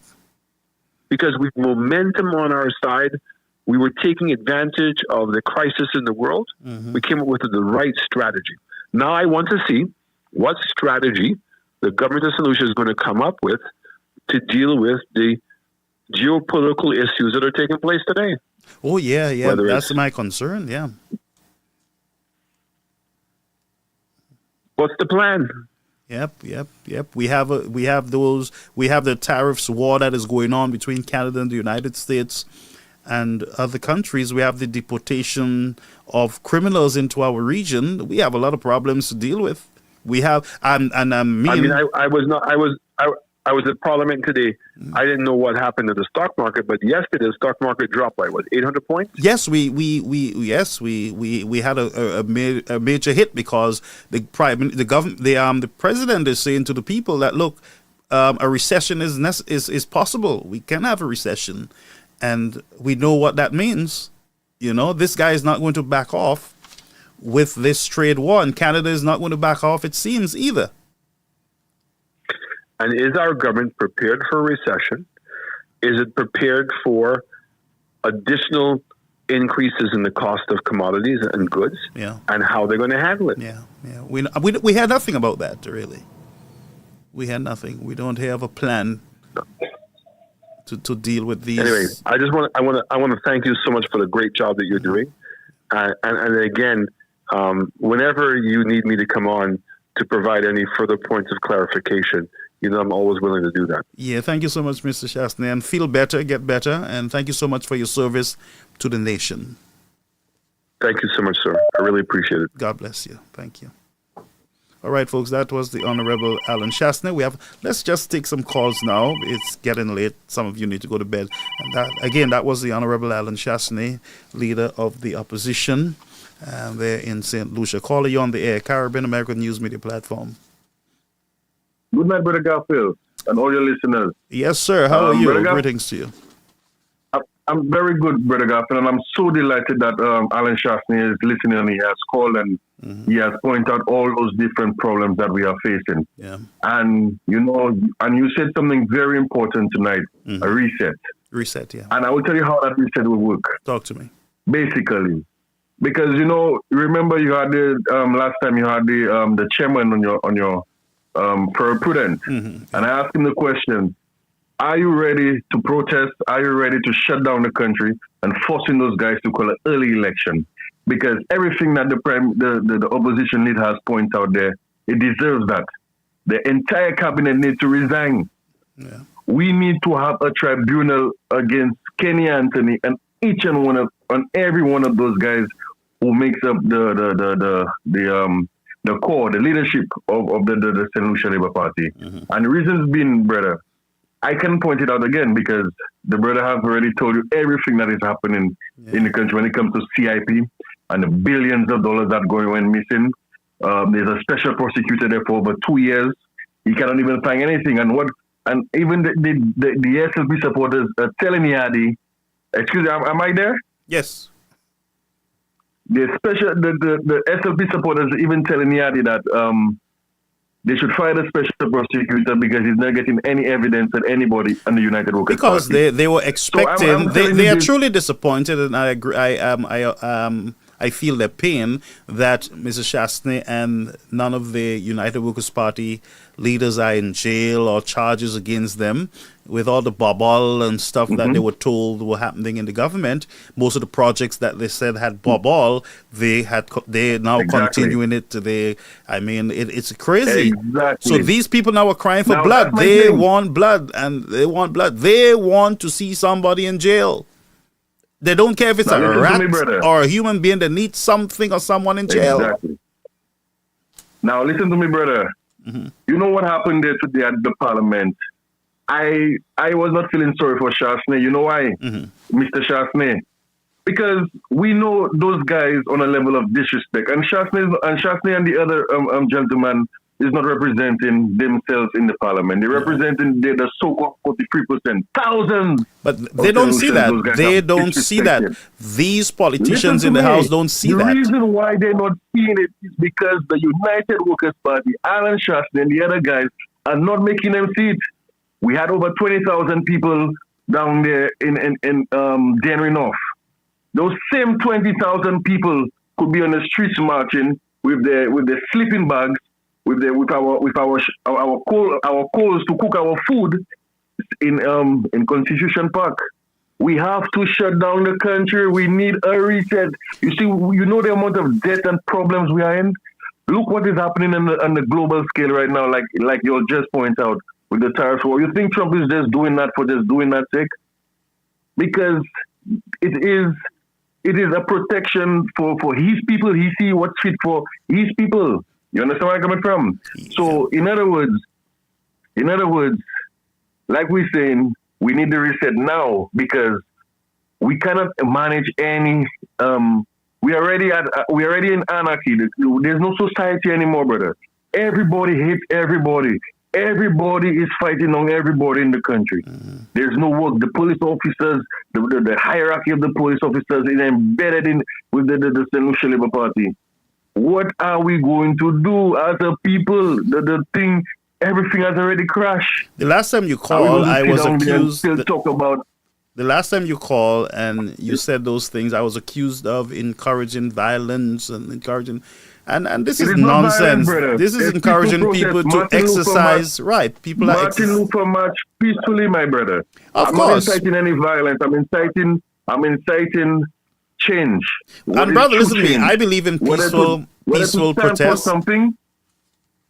I believe in peaceful. Die for nothing, brother. I believe in peaceful protest. I believe that is one of the tools that has been given to the citizenry to keep their government in check.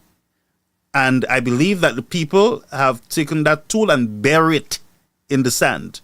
They no longer use it. You know what I'm talking? You know why I'm speaking like that, brother? Just take a look in Israel right now for the hostages. In the big square in Israel. The people are there every day to see their loved ones free. We have to be on the streets every day to see our country free, not for us, brother. Yeah, for the future generations that is coming after us. And look, you have here in the United States, you have major boycotts of these big chains, and they got to bend. They're breaking under these protests. A few years ago, I went to change my oil at a mechanic place, and I went there, and before you know it, the people called the police for me. In the white community, call the police, say that I am disrupting. You know what I do, man? I boycott that company. I put a blacklist on it. Up to this day, I never went back. Now, I will tell you something before I leave, brother. And it is something dear to my heart. Is that Alan Shaftney have a chance to save this country. You see, over the years, if you look at for the past 10 or 15 years, only 50% of the voters people come out to vote. Not even 100%, not even 87%, not even 75% of the voters, the people that are eligible to vote in the country come out. Only less than 51%. What does tell you? Half of the other set of people are not interested in elections or don't trust politicians as a whole. But definitely, we now have to gain the momentum, like Sir John used to gain the momentum by getting that grassroots kind of vibe, not just those big events on those things. But the viewers are asking you to start to lead it. I've already started. Oh, you there? I've already started in Central, brother. We are here in Central. I've been there on the battlefield. Wow. When I went to the Rick Wayne show and they said I was a very young man working with Rick Wayne, my brother, and I went to the Rick Wayne show. From there, I started my revolution because I knew what the St. Lucia Labour Party was about. Okay, so you've been on the scenes. Fighting. I've been there very long time, my brother. It's not now I'm speaking. The SLP, they know who they're speaking. I'm not afraid to speak. Yeah. I'm about action as well. But it always takes the political organizations to motivate the people in our country and in our society, my brother. Well, somebody call it good trouble. It is always UWP people that are not. It's always the political parties that starts the movement. Yeah, you understand? Just like the banana was. You know, when you're passing down Dennery, when you're in Dennery North, and they have a little bridge before you meet the valley. Before you reach the valley, there's a little, like a memoriam there in the corner there. That was people that died in the banana wars, my brother. Sir John built that for them, or whatever party built it for them. That is why they never destroyed it when he was fixing the road down in Dennery. So it is not now we're talking about it. We need a reset. We need a new constitution. We need to have a reason for ourselves to write a new constitution that can uphold the principles of righteousness, uphold the principles of justice, and anybody that is called to serve will serve, but they will always have guidelines. Donald Trump cannot do what he wants. No president in the real world can do what they want. Oh, you know what? Every action. Caller, listen to what happened to me. I'll share it with you before you go. I didn't say anything to my audience or not even my family. I had my own protest on Sunday here in New York. I drove over to a place. By the time I got there, police just pulled me over. So I'm asking the young police officer, why are you pulling me over? She said, I need your ID. I said, no, I'm not giving you my ID. I don't have to give you my ID. She said, you have to. I said, no. So I said, just give me a minute. I put on my cameras.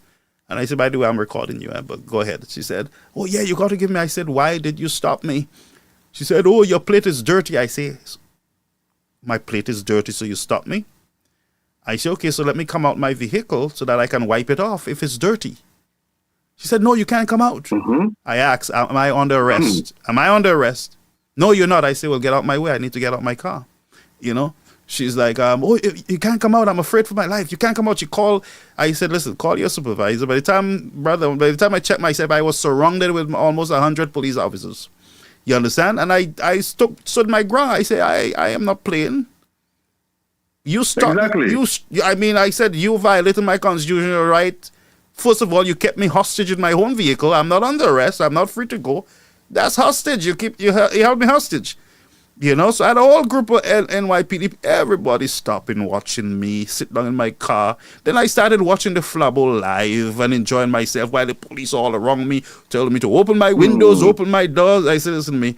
And then one of them asking me, you know, are you having a bad day? I say, I don't want to talk to you. What, you're my psychologist? Exactly. What are you asking me? You're my doctor? If I'm having a bad day? I said, I don't want to talk to you. You know, I said, I really don't want to talk to you. And that was it. I protested, friends. You know, there are times when we have to stand our ground. My brother, that is what you call standing for something than to stand for nothing. Brother, there are other people I want to call you. Yes, sir. So what I want to say is that the leadership of the United Workers' Party should force those guys to call an early election, because it will take Alan Shastney more than 10 to 20 years to try and change the problem those guys have put us in. And a lot of illegal cases will be coming up in a few years that will be dragging and adjourn.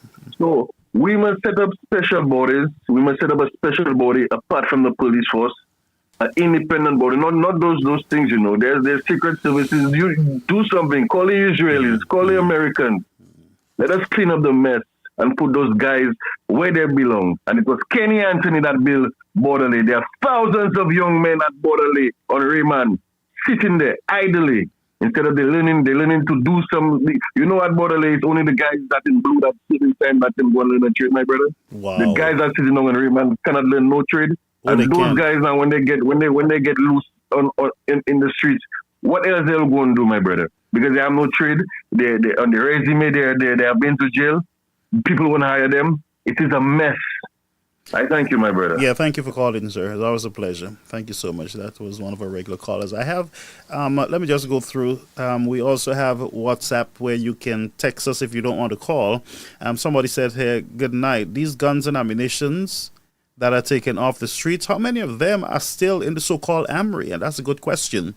These guns are coming back out there. That, you know, we were always asking the question, where are these guns coming from? Where are they coming from? And here we have the police having in their own armory guns disappearing. Caller, you're on the air, Caribbean American News Media Platform.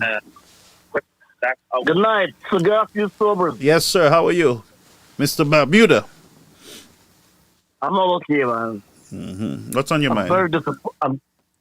I'm very disgusted and disappointing my people, man. Mm-hmm. Here we have two men, Mr.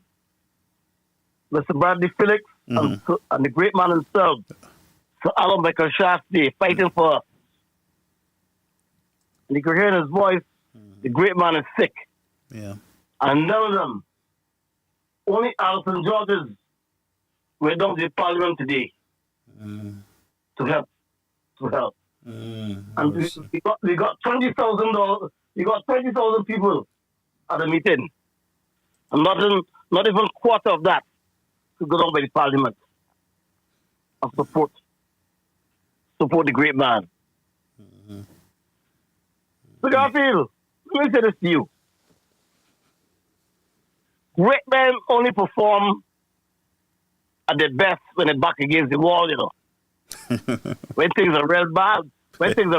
You know. Yep, that's right. The Michael Jordans, the Tiger Woods, the Brian Laras, the Viv Richards, the Sagari, Sobers, those Maradona, those guys. When things get bad, they turn up the engine. Mm-hmm. And the engine is the crowd. When that crowd is there, they like to perform. They love to perform on the world stage when they see that crowd. That's where they separate the men from the boys. You understand? And here it is. Those two gentlemen, they're fighting for solutions. And by solution, people stand up for nothing. They don't stand up for nothing at all. I have never seen nothing else in my life. Well, some of the people are afraid, you know. Afraid? Yeah, victimization is real down there. Look at what is happening to the police officers. Hold on, because they want it that way. Make sure everywhere have a police force.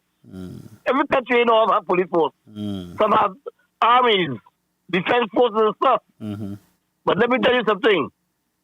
When the people ready to hit the streets, all that goes through the door, man. Wow. All that goes through the window. Especially here where I live. No. I know other people want to call, so I'm going to be short. Yeah. What the great Donald Trump is doing, I don't get involved in American politics, but you have to get involved in American politics, whether you like it or not. Yeah. Especially with the pressure is bringing down with the Cuban doctors and nurses and stuff in the Caribbean. I think he's targeted St. Lucia, you know. I think he's targeted St. Lucia. Because that bogus gang down there, that communist SFP bogus gang think they're smart. And they forget that America has the CIA and all kind of in all kind of investigating groups. That's no who's for who. Yeah. They try to fool the Americans. Yeah. Now I can say this to you. Talk to me. They're back against the wall now. Because the doctors and nurses said they want this, they want that. They wrote a long letter as far as to reach to South Africa. And instead of answering them like a real man or woman, they start to abuse them, tell them all kind of nonsense. Just making them forcing the hands to retire or resign. Because they know they can bring in the local doctor, the Cuban doctors. No, the card is in Donald Trump's hands. Yep. As you know, as I know, I don't know if you know. The only thing we have going for us now is the great man Sir Alan Michael Shastey and tourism. Okay? The only thing we have going for us right now, two commodities.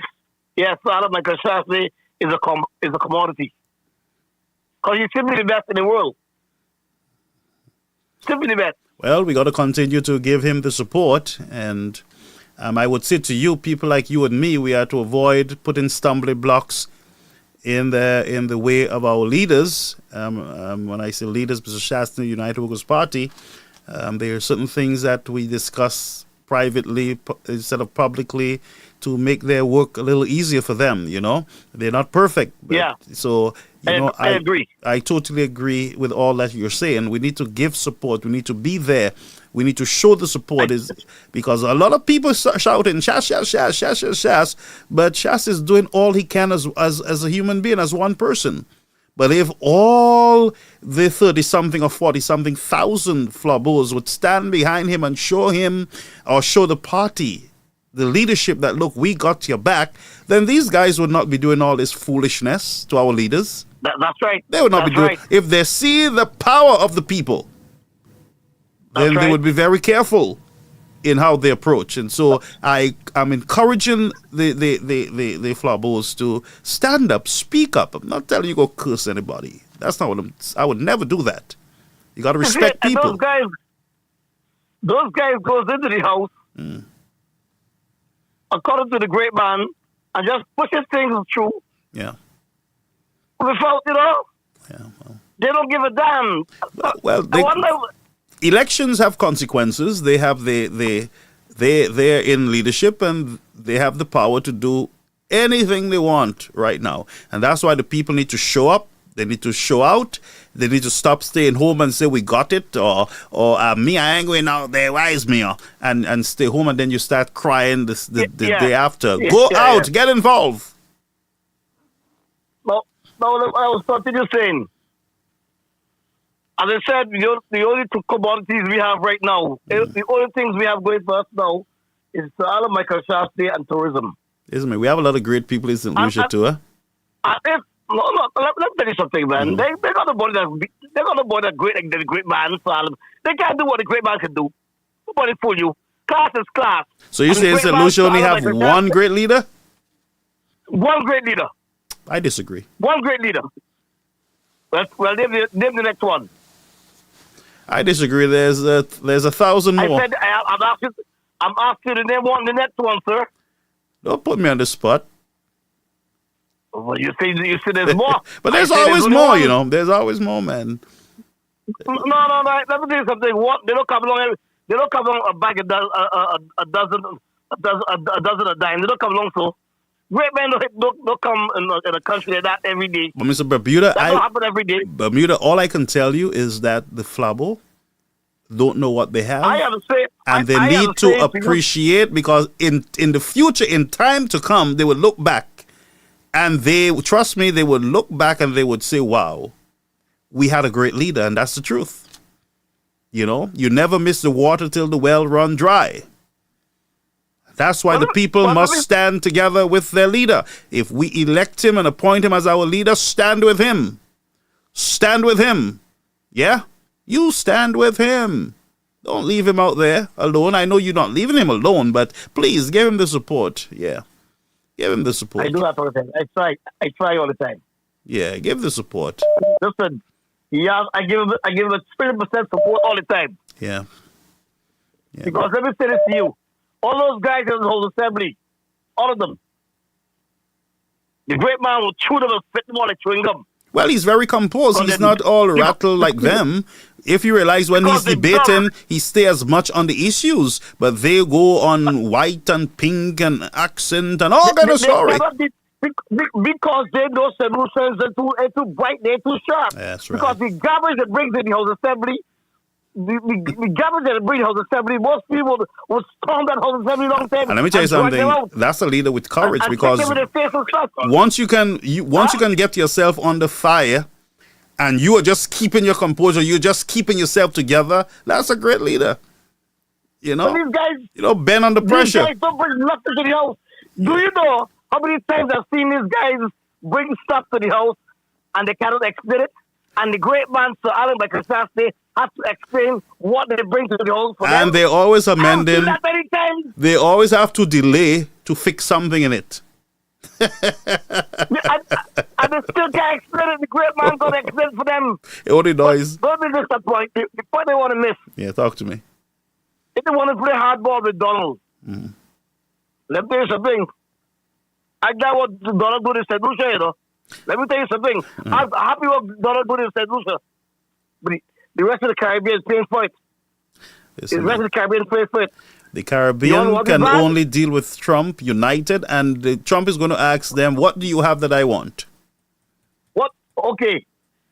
Let me tell you what. Trump could do to them next. Pull out his stores, boats coming in there. Stop that. St. Lucia on the blacklist. Hey, stop this. Cut off your bread. We saw what America Cut off your bread. did with other nations. Cut off your bread. Yeah, they go for the All neck. they talk, well, let them go to Russia and China and bring in the tourists. Yeah. Let them go to Russia and China to bring the tourists. You understand what I'm saying? Some got them in the cabinet. Some got all the cards right now. We living in crazy I'm not times. A top man, you know. We living in crazy I'm not times. a top man. Yeah. But these guys that don't play, they play that they're bad. And not only that, don't forget these $6 billion. Yes, the Bogus gang. That's $6 billion money laundering, fraud, and corruption. Some coming for y'all, man. Some coming for y'all. You have to do all your nonsense you're doing in your assembly. But God coming for y'all. Yeah. Believe it or not. But I have to God go. coming for y'all. Yeah, I have to go. I have school tomorrow, and I will look forward to doing another show maybe Thursday night if there's nothing going on. I always promise him, but I think I would do. I have a lot of stuff that I have here for us to deal with. But thank you so much for calling. All right. Great show, man. I can call you Thursday to be continued, man. It will be continued, yeah, because I have a whole set of work stuff here. You know that I have to do. Caller, you on the air. Just a few minutes. Yes, Brother Gabriel, it's me again. I just wanted to clear something. Talk to me. When people say that I should stand first, I did make a stand, and when I made that stand, I just left secondary school, and I got to do a little work. I started as an assistant at the Star. Oh. And then I went on a Rick Wayne show, right? And the brother was asking different questions, Rick Wayne, and tell me about what do young people think and those different things. It was Kenny Anthony that was in power. That was before the 2016 election. And you know, a lot of long conversation, and then I said, well, some even saying that they want to kill the prime minister. Oh no, that happened. Those guys cut that piece of the entire show and turned that into one political upheaval. Nonsense, yeah. Winston Springer went on his show. I don't know if it's Winston Springer, but he was a talk show host. I think he passed away now. You know, he went on his talk show and said, like an ultimatum, police was looking for me, my brother. Police came at the Star. Wow. And looked for me, interview me, and asked me questions. Stevenson King, I was part of his thing in Castries North, called me and asked me if I want to apologize to Kenny Anthony for what I said, but I never said nothing about Kenny Anthony that would incriminate me for saying that what I was saying. The man recorded me, you know, my brother. Wow. And Rick Wayne told me if I had said, yes, I want to apologize to Kenny Anthony, then the police would have arrested me. They would have arrested because you, I did nothing wrong. But we so do they not. tried to take my tongue. Yeah, we don't want to. That was the level of victimization I went through. Yeah, well. Alan Shastney himself came on national television and supported me. That is why I supported Alan Shastney so strong, because you know why? The fire comes out of my mouth, because when I speak, I speak the truth. I am a direct representative of the Father himself. When I mean direct, everybody has a connection to the Father. My words from my mouth is coming from his mouth, from the Lord I represent, which is with Christ. All right. So let me ask you: are you recruiting people right now? Are you? We in Central working heavy with our guy Clark in Central. Yeah, do your He's best. Very good man. All right. So we hitting. We in the ground. We in all communities. We even helping a woman that has a woman. She's crippled and she has a lot of children. She's crippled, and we are busy helping her right now to fix up her house in Lastikil in that area. Let me know if she need Pampers. Let me know if she's in need of Pampers. Well, she needs. So get in touch with Rush Clark. And we will be shipping. We'll be shipping.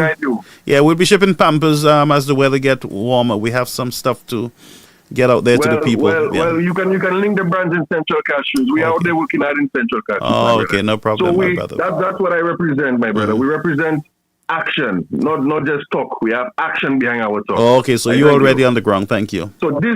So sorry, call. I cut him off prematurely. But folks, that's the end of the show. And thanks to all our callers. Thanks to Mr. Shastner, our viewers.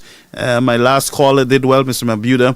And so we believe that it's time for the people to get involved, register. You got to form your action groups. Don't wait on the United Workers' Party. You form your own community groups. Form groups to register people, to talk to people. You get involved. Some of you are just cussing people on Facebook. That's not going to help. What's going to help is you actively getting involved, forming groups and organizations, associations. Go out there, talk to people. And don't go out there talking to people, cussing them and raising your voice and treating them like they have to vote for you. No. Get involved, man. Find out their needs. See what you can do to help. Whether it's to wash somebody's, some sick person's clothing and to give them a bath and to give them a plate of food. Get involved. Get involved, friends, and talk about the goodness of the good things that the United Workers' Party have had in place to take care of the people of this country. And let me tell you something. Let me just put out this notice before I go. Folks, let me tell you something. I'm a Christian. And that means a lot to me. I stand with the Honorable Alan Chastney. 100%. I am not perfect. He's not perfect. I stand with the United Workers' Party. And I'm going to say it again. I will never come here and wash any of my dirty clothes in front of any one of you so that you can see how I wash in and what half wash and what ain't wash. No. When I have issues, I deal with it privately. I'm going to say it again. I deal with it in group, in meetings, in WhatsApp, in Zoom, in whatever meeting I get. That's where I speak. That's where we should be doing it. And we got to speak our minds. You got to speak your mind. What's hurting you? How you feel? Talk about it. Don't just stifle it because you want to be a good flubber. Talk about it. But there are time and place. That's all I'm saying, folks. So until we meet again, it was nice having you. It was nice having you, and we look forward to seeing you again. Keep the focus. Keep working. Your United Workers' Party strong. Keep working. Keep supporting. And when you are discouraged, talk to your other flabbos. Don't just lash out. Like it's the end of the world. It's not the end of the world. As I always say to you folks, the party is bigger than you and I. It's bigger than Mr. Chastney. It's bigger than John Compton, as you can see. John Compton is gone. The party is still here. The party is a machine that will continue to keep rolling and rolling and rolling because it has already been set in motion. So get on board and let's get to work. D, leave me alone. I am going to get some rest. As I get older, I need to get more rest. I need to relax myself, all right? Okay, we do not want to die from stress and all these kind of stories. So we got to get over early to bed, early to rise, make the man healthy, and wise. Some of you need to go to bed early so that you can get enough rest so you can reason for yourself and you can see all the nastiness that is happening before you, all the mirages and the lies and the deceptions out there. But don't go out there and curse anyone. I don't want you to do that. Don't go and insult anyone. Go do some loving. We need more love in the nation. Go love, man. Remember, sons and daughters of St. Lucia. That's who we are. At the end of the day, friends, when all the dust is settled, it is still going to be sons and daughters of the country. You hear me, friends? Don't go on to people's type to abuse them. Just don't go there if you feel you're going to get abused. Don't go there. If you can't take it, don't go there, friends. I was under the NTN thing and I got insulted because I put an LOL. Insulted. Call me volley, all kind of thing. I don't know what I volley, but that's the level from which they operate, friends. Let's go be above that. Let's deal with the issues. The policies, they're way behind. We have a big storm coming before us. A storm Trump is coming to the Caribbean, a Caribbean country near you, friends. Let's prepare ourselves. Let's brace ourselves for impact, friends. Things are going to get rough. Right here in New York, $18 an egg for a dozen egg, $18, $20, $30. I got to travel all down, maybe Georgia, to go and get eggs cheap. You understand what I'm saying? So don't just hang in there, folks. It's soon be done. There's a silver lining, friends. And just like Martin says, I've seen the glory, man. My eyes, I've been up the mountain. My eyes have seen the glory of the coming of the Lord. And he looked forward to a time when all men will be equal, when all that we seek for and agitate for and protest for will be realized. But your storm will soon end. Your silver lining is there. And that's good news, friends. Just hang in there. Whatever storms you're going through in the country, you just hold on. Just hold on. Just hold on. Keep holding on and keep holding on to faith, friends. Your faith will see you through. Believe it or not, friends. So hang in there. God bless all of you folks, and remember to be kindly affectionate. 1. to the other. Bonsoir.